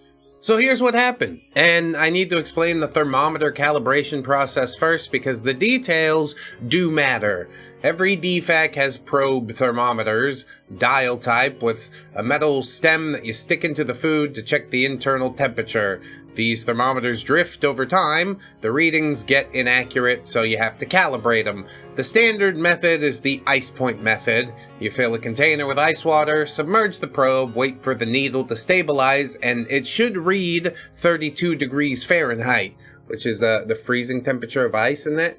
If it doesn't read 32, then you use the calibration nut on the back of the dial to adjust it until it does. Oh yeah, Kevin's gonna calibrate the hell out of that thermometer, dude. It's not gonna go well. Simple procedure, really. We calibrate every thermometer at the start of every shift, and it takes about 2 minutes per thermometer. I'd been doing the calibrations myself since the field exercise because I did not trust Kevin with anything that affected food safety readings. On this particular Wednesday, I was late to the DFAC. My car wouldn't start. Dead battery. I got there at 0520 instead of 0450, which meant that the morning prep was already underway when I walked in. Chen was running things. Chen was reliable, so I wasn't all that worried. Okay, but Chen, have you been watching Kevin? What's Kevin been up to? What I didn't know was that Kevin had arrived at 0445, 15 minutes before anyone else, which was unusual because Kevin was always exactly on time. Never early, never late, but Kevin arrived early, saw that the thermometers had not been calibrated yet, and decided to do it all by himself. Oh, what a big boy. My special helper. Please fucking sit on your hands. I want to pause here to say something. Kevin deciding to calibrate the thermometers on his own initiative was, in a vacuum, the correct thing to do. Thermometers need to be calibrated. They had not been calibrated. Kevin knew the procedure. Kevin was, in his mind, being helpful. I mean, yeah, but he's just not going to do it correctly, so how's that helpful? What the fuck? He was being proactive the same way he had been proactive with the chicken in the walk-in on his very first day. Kevin's instinct was to take initiative. That wasn't the problem. Kevin's execution of that initiative was the problem. Kevin's execution of everything was the problem. Kevin filled a container with ice water. Correct. Kevin submerged the thermometer probe. Correct. Kevin waited for the needle to stabilize. Correct. The needle settled at 36 degrees. This meant that the thermometer was reading 4 degrees high, and the correct adjustment is to turn the calibration nut until the needle moves down to 32. Kevin turned the calibration nut the wrong direction. He moved the needle up to 40. What the fuck? Now the thermometer was reading 8 degrees higher than the actual temperature. Oh, somebody's eating undercooked chicken today, I'll tell you that. Kevin did this to 3 different thermometers. All 3 were now off by 8 degrees in the same direction. Kevin put them back in the thermometer rack and went to start his serving line setup, satisfied that he had contributed. Yeah, you certainly did. Not in the way that anybody would hope for. Chen didn't catch this, because Chen had no reason to check the calibration. The thermometers were in the rack. They looked normal. The calibration log had not been filled out, which would have been a flag, but the morning was busy, and Chen was covering my duties and his own, and the log just sort of got missed. I got there at 5:20, went straight to the office to handle the admin that I'd missed. I did not check the thermometers either. I assumed that they'd been done because they were always done, and yeah, that was my mistake. I own that. I should have verified. I did not verify because for 3 months I had been the one doing it, and the one morning that I wasn't there, Kevin was. Okay, but it's standard procedure, right? We gotta make sure the log's filled out. Somebody filled the log out, didn't they? Somebody double-checked them thermometers. Although I guess, yeah, if we're having a shit day already, then who's gonna who's gonna volunteer? The chicken went into the fryers at 10:30. At 11:15, the cook on fryer duty pulled the first batch and temped it. The thermometer read 165. He logged it. That's the correct procedure. Except the actual temperature of that chicken was about 157. At 157, chicken is probably fine. Probably. I don't think I want to eat it. The USDA says 165 for a reason, and that reason is that 165 kills salmonella instantly. Below that, and you need to hold it at a temperature for a longer time to achieve the same kill rate. So at 157, you need to hold for about 30 seconds. If the chicken went straight from the fryer into the serving line to a tray to a soldier's mouth, well, it might not have had that hold time. Might. 30 seconds, I think you're still okay. The problem is, yeah, what if it gets lower than that? The second batch came out at 11:45. The fryer temperature had dropped slightly because of how much chicken was cycling through. Second batch temped at 161 on the bad thermometer. Actual temp about 153. That is below the safety threshold by any standard. Yeah, you don't want that. That's bad chicken. By 12:30, approximately 200 soldiers had eaten fried chicken for lunch. By 1800, 14 of them were in the aid station with symptoms consistent with foodborne illness. Vomiting, diarrhea. One soldier had a fever of 102. Holy shit, man. That is life-threatening. 3 of them were from the 82nd Airborne. One was a staff sergeant who had apparently gone back for seconds. The aid station called the DFAC. The DFAC manager called me. I called First Sergeant Hensley. Then First Sergeant Hensley said a word that I will not type. And he told me to shut the DFAC down and secure all the food from lunch service.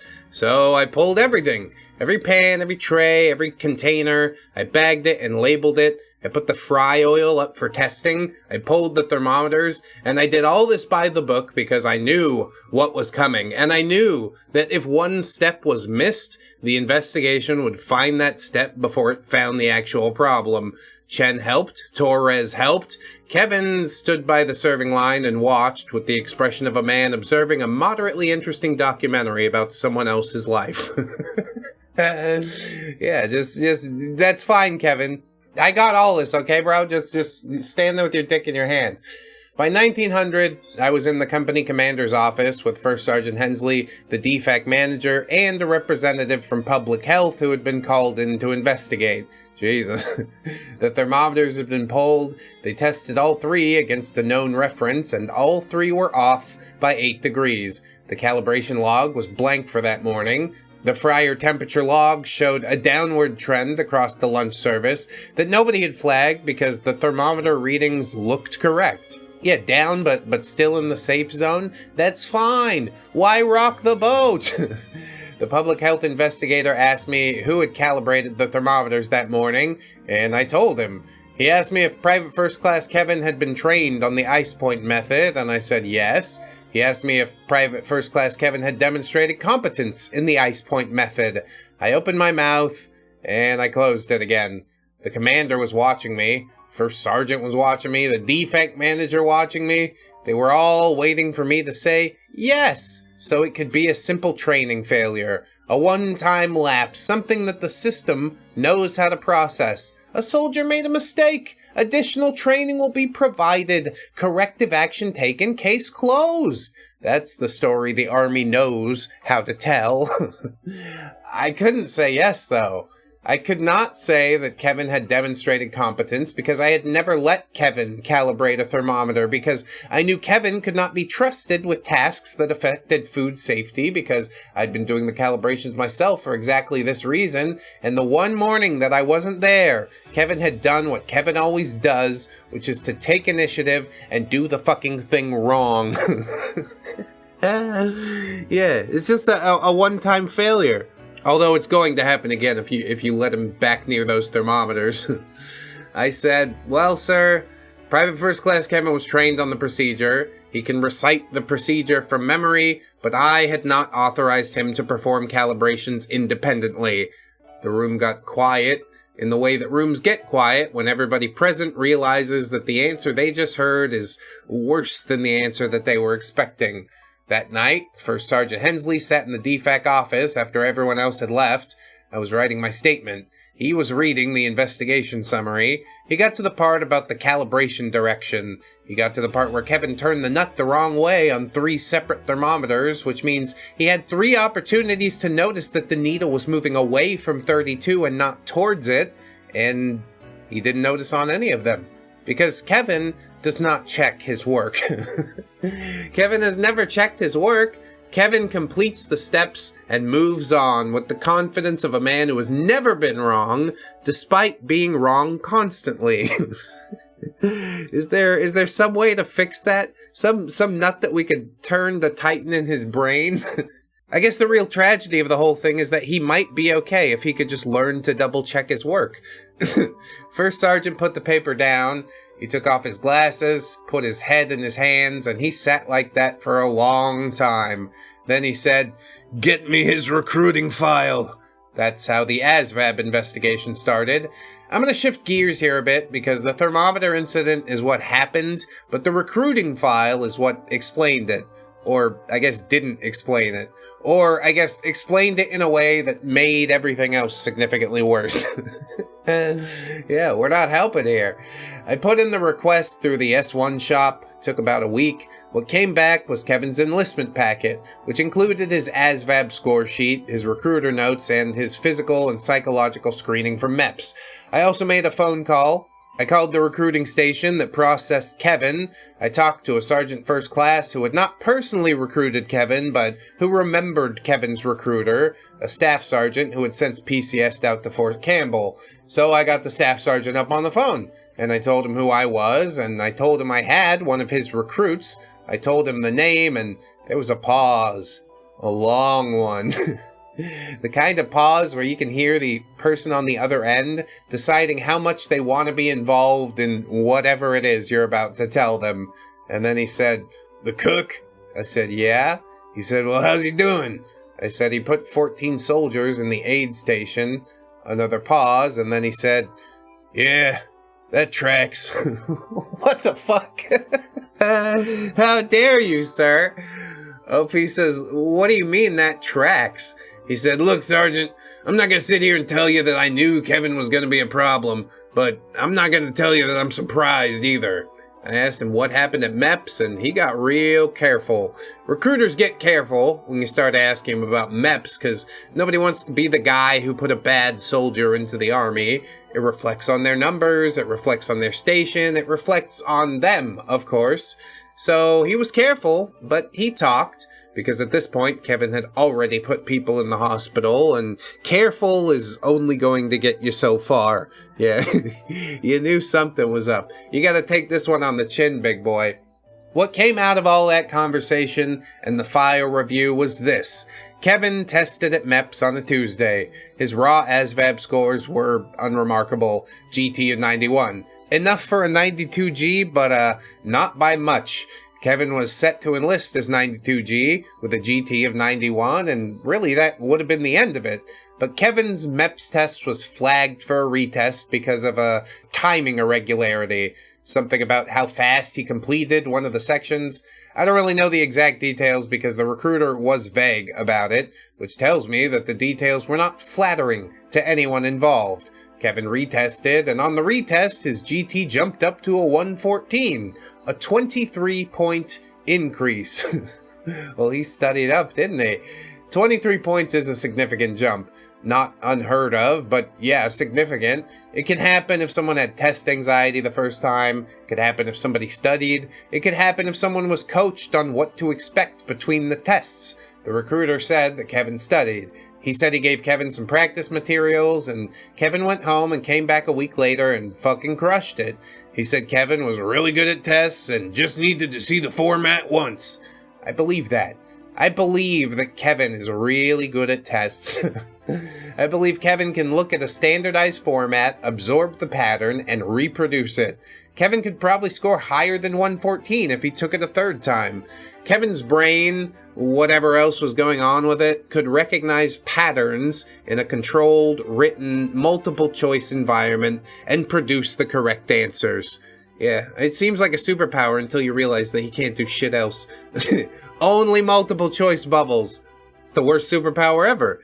Kevin's brain cannot take those patterns and apply them to a kitchen, or a grease trap, or a fuel valve, or a thermometer. The information goes in, the test answers come out, the connection to physical reality does not exist for whatever reason. The psychological screening at MEPS was clean. Nothing flagged. Kevin answered the questions correctly, which of course he did, because the questions were on paper, and Kevin is undefeated on paper. The screener saw a young man with a good score, no red flags, and a desire to cook, and there was really no reason to dig deeper than that. The system is designed to catch people who can't pass the test, not people who can only pass the test. A small but significant difference. I brought all this to First Sergeant Hensley and I laid it out. The original score, the retest, the jump, the recruiter's explanation, the clean screening, and the First Sergeant read it all. He sat with it for a while and then he said, "So there's nothing wrong with him." I said, "First Sergeant, there's clearly something wrong with him." On paper. On paper, no. On paper, he's a model soldier who tests well and has an unfortunate pattern of practical errors. And we can't chapter someone for testing too well. No, First Sergeant. We're chaptering him for performance. Yes, First Sergeant. The pattern of failures, the food safety incidents, the counseling statements, it's all documented. Legal's gonna ask why a soldier with a 114 GT and 100% on a food safety exam is being separated for inability to perform his duties. Yeah, I know that, First Sergeant. And your answer? My answer is the notebook, First Sergeant. My answer is 14 soldiers in the aid station. My answer is that the Army does not have a test for whatever Kevin is, and until it does, the only evidence that Kevin cannot do this job is the trail of things that Kevin has done while doing this job. I guess that'll be good enough for legal. Probably not. They're sticklers. First Sergeant nodded and said, "All right, I'll make sure legal understands." And then he paused and said, "You know, this is going to take about another 2 months." And I said, "I know, First Sergeant." And he said, "Well, he's still yours until then." And I said, "I know, First Sergeant." I went home that night, sat in my truck in the driveway for a while before I went inside. My wife texted me asking if I was coming in, and I said, "Just give me a minute." I was trying to figure out what I could have done differently with Kevin, and I could not come up with an answer. I trained him. I documented everything. I paired him with my best soldiers. I followed every regulation and every procedure that the Army has for developing underperforming soldiers, made the flashcards, ran mock inspections, gave him written tests that he aced and practical tests that he failed in the same afternoon. Kevin beat all of it. Not because he was fighting me, but because Kevin is something that the system was not built to handle. Kevin is a test-taking machine attached to a body that operates independently of that machine. The machine is excellent, but the body remains a hazard. Poor Kevin, dude. He never stood a chance. He might have done fine in IT or something like that, until he has to, like, actually rewire something. He's gonna fuck it up again. The recruiter wasn't wrong, you know? Kevin is real good at tests. Kevin might be one of the best test takers I've ever met. If the Army evaluated soldiers purely on written exams, well, Kevin would promote ahead of schedule. Kevin would be a sergeant before me. Kevin would be running a DFAC. That thought kept me up at night. It shouldn't have, but it definitely did. The ASVAB didn't explain Kevin. It explained how Kevin got in.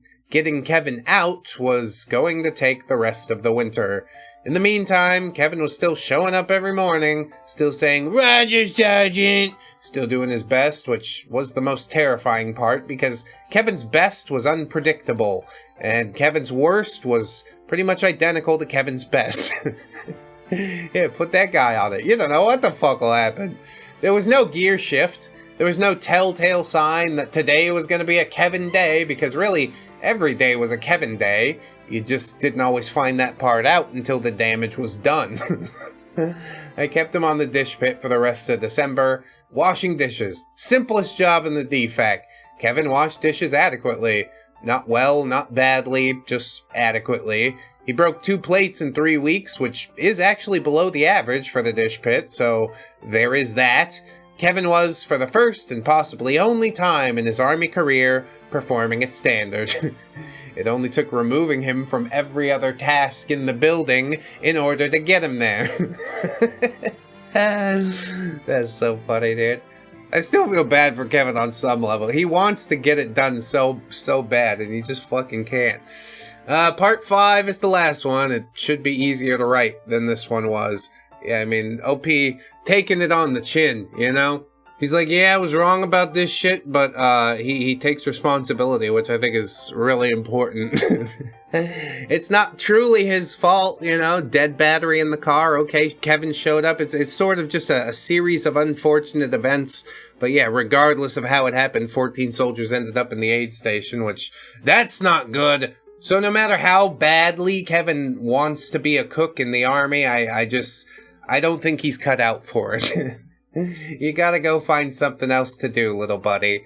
What do you think about it, Gubbinses? Kevin beat every system, every training, every flashcard, every mock inspection. And the only thing that stopped him is dish pit. They find his natural habitat. They accidentally discover Kevin is dishwasher shaped. 14 soldiers in the aid station to learn this. Gubbins. Yeah, a heavy price to pay, for sure. The information goes in. The connection to physical reality does not exist. The sergeant accidentally wrote the most precise psychiatric observation of the year in a food safety incident report. Kevin is not incompetent. Kevin is a fascinating dissociation between knowledge and existence, and he will pass every written test until the day he kills someone. Dark Gubbins. Jesus. I think they have written tests in prison, though. I'm gonna give the point to Gubbins, however, because dishwasher shaped. I like that. He is dishwasher shaped, isn't he? At least the way I make him on the thumbnail. I guess we'll get into the finale, wrap this thing up today. Why not? I hope you guys are enjoying. Sign up on the Patreon or YouTube memberships. Check us out on the podcast services. I'd appreciate that so much. And with that said, we're gonna keep it pushing. This is DFAC Kevin's Last Meal, part number 5. The sad part is they don't really do anything for your last meal. You get the same fucking mashed potatoes everybody else got, but at least you get to go home, you know? The contract's over for you. OP says the chapter went through in February. It took longer than First Sergeant said it would because, yeah, of course it did. Legal kicked it back twice. The first time was a formatting issue on one of the counseling statements. The second time was because legal wanted a statement from the public health investigator confirming that the thermometer incident was attributable to Kevin and not just a systemic failure in DFAC oversight. Yeah, that one stung a bit, because the implication was that maybe this was my fault. Maybe my leadership had failed. Maybe the system worked fine and I dropped the ball. The public health investigator provided his statement. It attributed the incident to Kevin, but the fact that the question was even asked tells you everything about how the Army processes a soldier like Kevin. The system would rather believe that leadership failed than believe that a soldier with a 114 GT and a perfect test score is simply incapable of doing his job. A bad leader is a problem the Army knows how to fix. Kevin is not.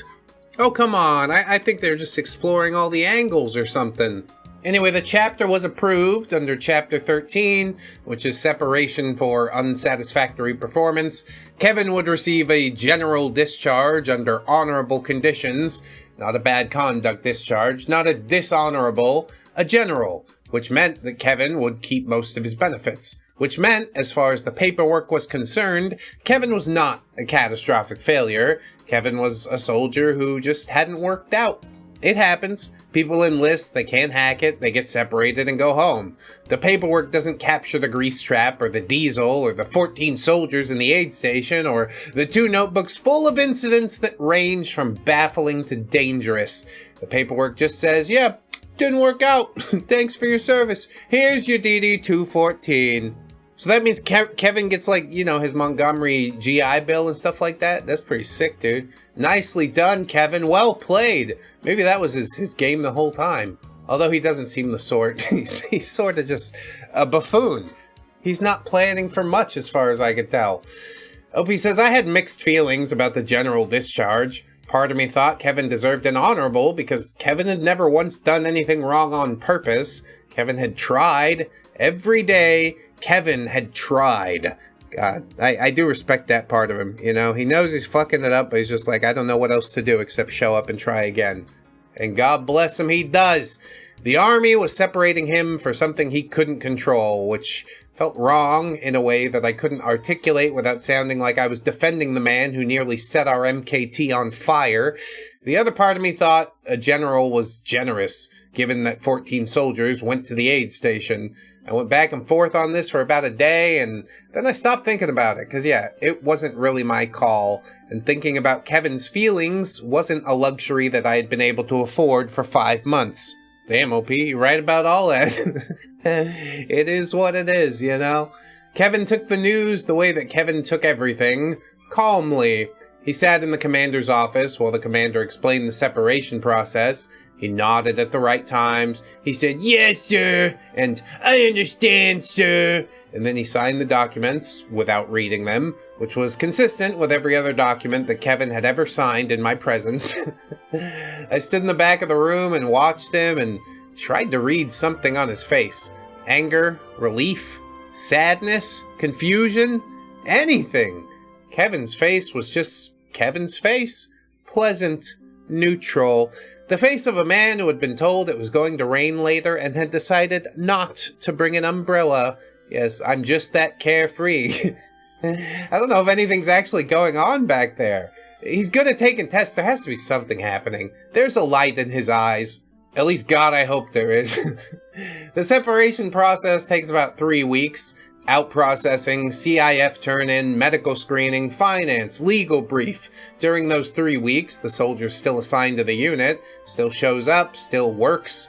The Army doesn't let you sit in your barracks room and wait. You do your job until the day you don't have a job no more. So Kevin was still in my DFAC for 3 more weeks. I kept him on the dish pit. He washed dishes, showed up on time, said good morning. He was, as always, polite. The rest of the team handled the news differently. Torres said, finally, and then immediately looked guilty about saying that. Daniels, who had nearly caught fire at the MKT, said nothing. Chen, who had spent more time with Kevin than anyone except for me, was quiet for a while, and then he said, I feel bad for him, Sergeant.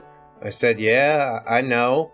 And Chen said, he wasn't trying to be bad at all this. And I said, yeah, I know that too.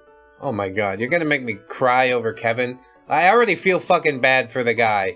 But it's not the end of the world. We're not throwing him into a mass grave. He goes back to the civilian world. He's gonna be fine. There's something about Kevin's politeness that made this entire thing harder than it should have been. A shitbag? You could separate them with a clean conscience. You tried, they didn't. Goodbye. But Kevin tried every single day. Kevin never once gave me attitude. Kevin never once refused a task or showed up late or left early or complained about being put on the dish pit when he was trained and qualified to cook. He just washed dishes and said, "Roger," and went back to his barracks room at the end of the shift and did whatever it is that Kevin does in the evenings. What do you think he does? Stares at the wall and waits for the next shift? And that's what I imagine. He's got to charge up his robot brain. I pictured him sitting on his bunk, flipping through the flashcards I had made him, studying for a test that no longer mattered, for a job that he was losing, and I had to stop picturing all that because it did not help. Yeah, again, Kevin tugging at the heartstrings, you know? It's crazy.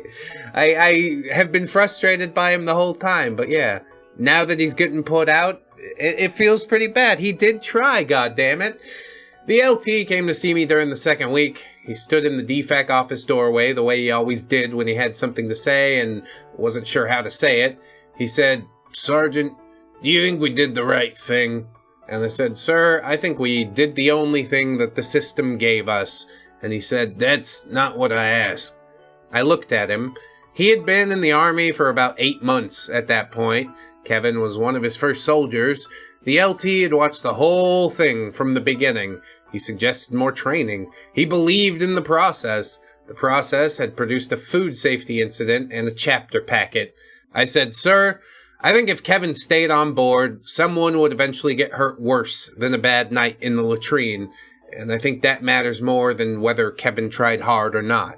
Fucking hard answer, but yeah, OP's a pragmatist, I'll tell you that much. The LT nodded. He didn't look satisfied. He looked like a man who had learned something about the job that they hadn't covered at OCS, which is that sometimes doing the right thing and doing the kind thing are not the same thing, and you don't always get to pick both. I mean, fuck the kind thing in my estimation. I have to choose the right thing, okay? If I could choose both, I would, but you're making me make a choice. I have to choose right. During the second week of out-processing, Kevin came to me with a question. This was unusual. Kevin did not ask questions very often. Kevin operated on whatever internal logic Kevin operated on, and questions seemingly were not part of that system. He said, "Sergeant, can I cook one more time before I go?" And I said, "No." He said, "Just breakfast, just eggs. I know how to do eggs."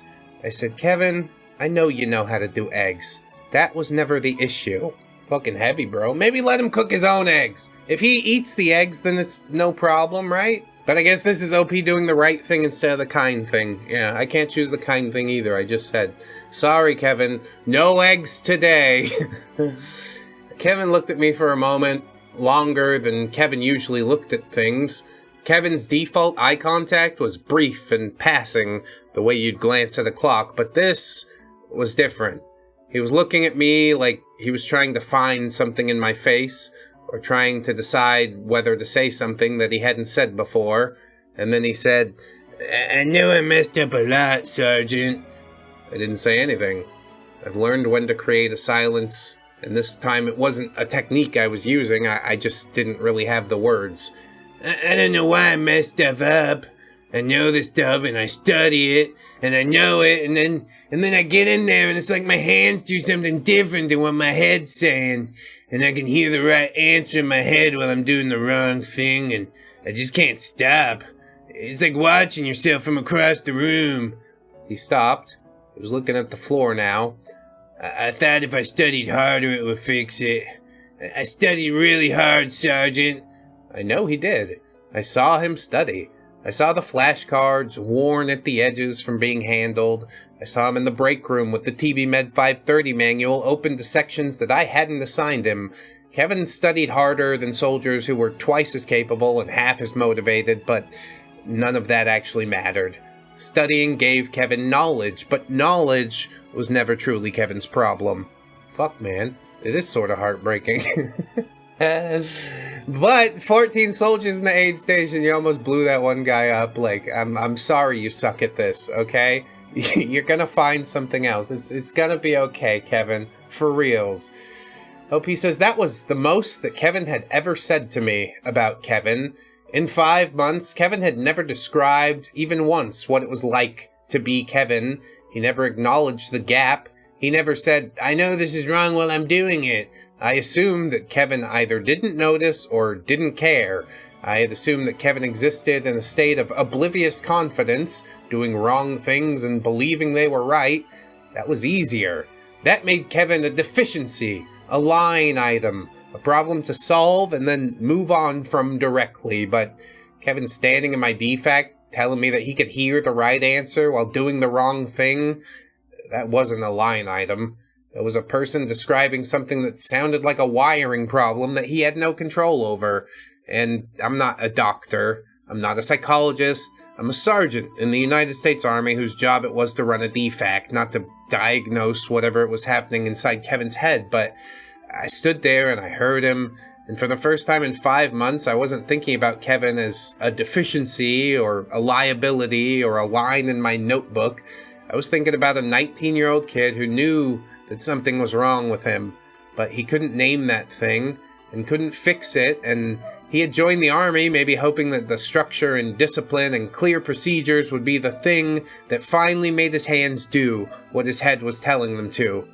But it wasn't. The Army wasn't the fix. But I understood in that moment why he had joined, why he had picked 92G, why he studied so hard.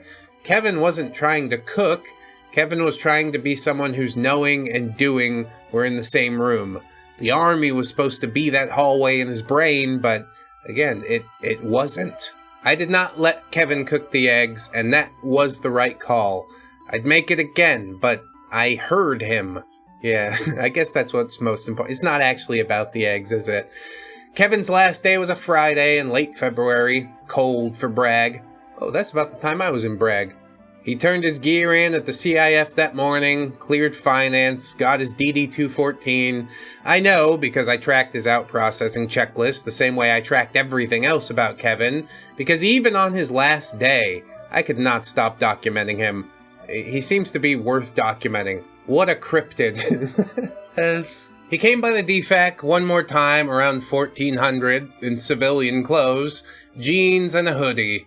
He looked younger in civilian clothes, as one does. He looked like what he was, which was a kid who had been in the Army for less than 6 months and was now going home. He returned a thermometer he'd actually taken home in his cargo pocket, which I didn't even know was missing. I checked it later. It was calibrated correctly, and I don't know what to do with that. I mean, second chances are a thing. But there will come a point where his brain misfires and he calibrates the thing wrong again and more soldiers get sick. And yeah, thank you for the thermometer, Kevin. I'm glad you can do it now. I hope it helps you in whatever leg of life you end up in next. Kevin shook my hand, shook Chen's hand. Torres nodded at him from across the kitchen and Kevin nodded back. And that was the extent of their goodbye. Which was appropriate, I guess, given the grease trap incident.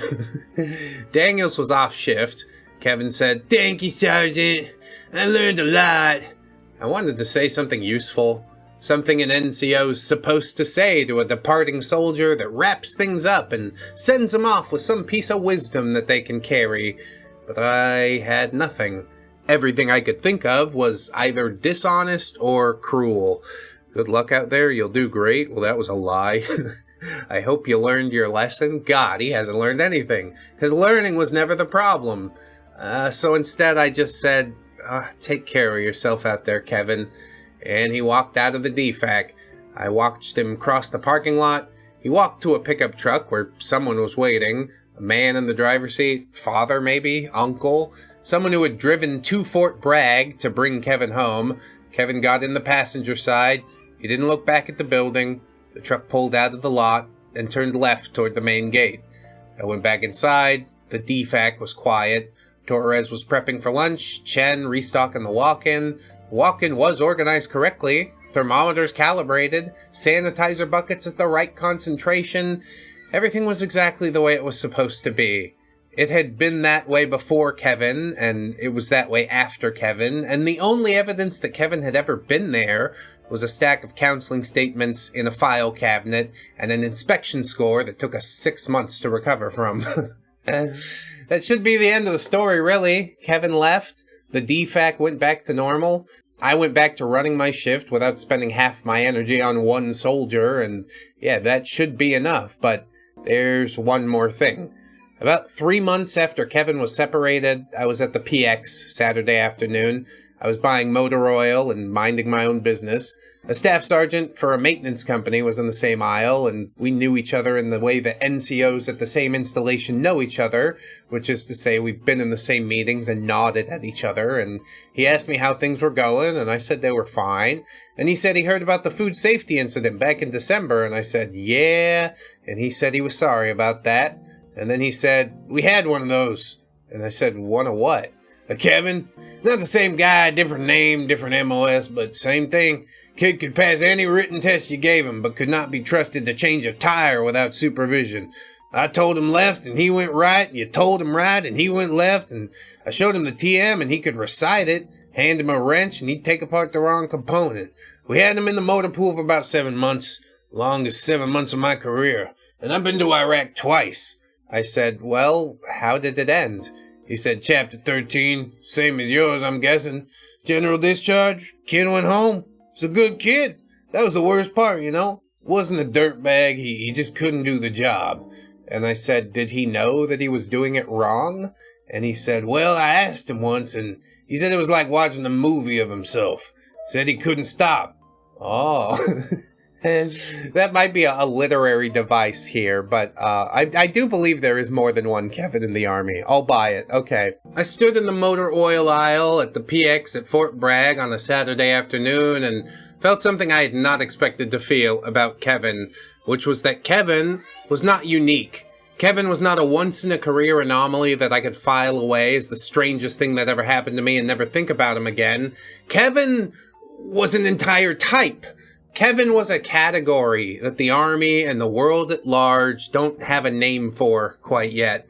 Somewhere on some post right now, there's a sergeant standing in front of a soldier who can pass every test and fail every task.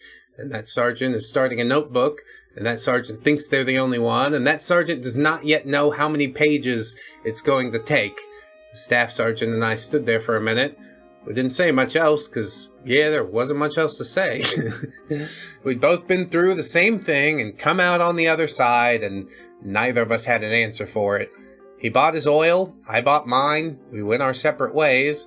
I don't know where Kevin is now, but I hope he's okay. I hope he found something where the gap between knowing and doing doesn't matter as much, or where someone figured out how to build that hallway between the two rooms in his head. I hope whatever's going on with Kevin has a name and a treatment and someone who knows more about it than I do. I hope that someone is listening to him instead of just testing him. I lost the notebooks, both of them. They were in a box that didn't make it between duty stations. Tale as old as time. Somewhere between Bragg and my next post, a moving company lost the box, or it ended up in someone else's storage unit, or it's sitting in a warehouse in Virginia. I don't know. I filed a claim for it. The Army reimbursed me for the value of 2 green hardcover notebooks at $3.99 each, $7.98. That is what the Army decided that Kevin was worth in documented form. Wow, neat. I'll buy an $8 latte. I'm sure you'd rather have the notebooks. It bothers me more than it should, not because I need the notebooks. I mean, I remember what's in them. But here's what I think about. The Army is going to give some other sergeant another Kevin somewhere on some post right now. It's probably already happening. And when that sergeant starts looking for answers, starts asking around, starts wondering if they're the only one who's ever dealt with this, I hope that they find this post. It's not you. You didn't fail. You followed every regulation and every procedure, and it still went sideways because it's something the system doesn't have a box for yet. Here's what's coming. Here's what I tried. Here's what didn't work. Here's what almost worked. Here's what I wish I had done differently, which is nothing, because I've gone through the entire thing 100 times, and yeah, there's nothing that I would change. Here's how many pages it takes to even begin processing the depths of DFAC Kevin. God damn, dude. What a story, Mark. I like that a hell of a lot. It made me feel something in the end for him. I couldn't cry for old Kevin, you know, but I definitely did get some feelies there for just a minute. I think DFAC Kevin is a fascinating case. I'm really sad that we never got an answer. But, yeah, sometimes the answer is a ways down the road. We just can't see it yet. There's not a name for what Kevin is quite yet. But there's some sort of dysfunction going on. And maybe someday a psychologist much more qualified than me will figure that out. Give it a name, etc., etc. But for now, this is what we get. And the Gubbinses, too, want to get in here. So go ahead, boys. Gubbins come here for funny food man disaster story, and now Gubbins have feelings. That's not what Gubbins sign up for. Kevin returned the thermometer calibrated correctly on his last day, and Gubbins need to lie down. That thermometer is the most Kevin thing in the whole entire world, and Gubbins cannot explain why it hurts so bad. Gubbins. Because feelies make you hurt sometimes. That's what I know. It's like watching yourself from across the room. He handed that sergeant a perfect diagnosis of his own condition and walked out of the building, and no one in that entire system had the language to catch it. The army reimbursed 7 mag for the documentation of a human being who never once stopped trying. Dark Gubbins. Right you are, boys, and I don't know how to quantify that either, truly. I'm gonna go ahead, give both of you a point, which means nobody gets a point, which means today, it's a tie! Don't ask me why! Another stupid tie! Don't ask me why! Another stupid tie! Hell of a saga there, DFAC Kevin. Proud to have another Kevin saga on the channel as well. Thank you guys so much for supporting. Patreon, YouTube memberships, podcast I mentioned already. We also have a fourth wall if you should like, a Discord where you can pull more Gubbinses in Gubbins Gotcha. Over 200 Gubbinses available. We also have apps out there on Google Play, Spin It ADHD and Did I ADHD.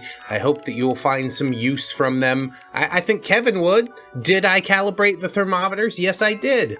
Although maybe not correctly. That's the part I can't help you with. But you will remember to do it, even if you're a cheese brain like me. So that's neat.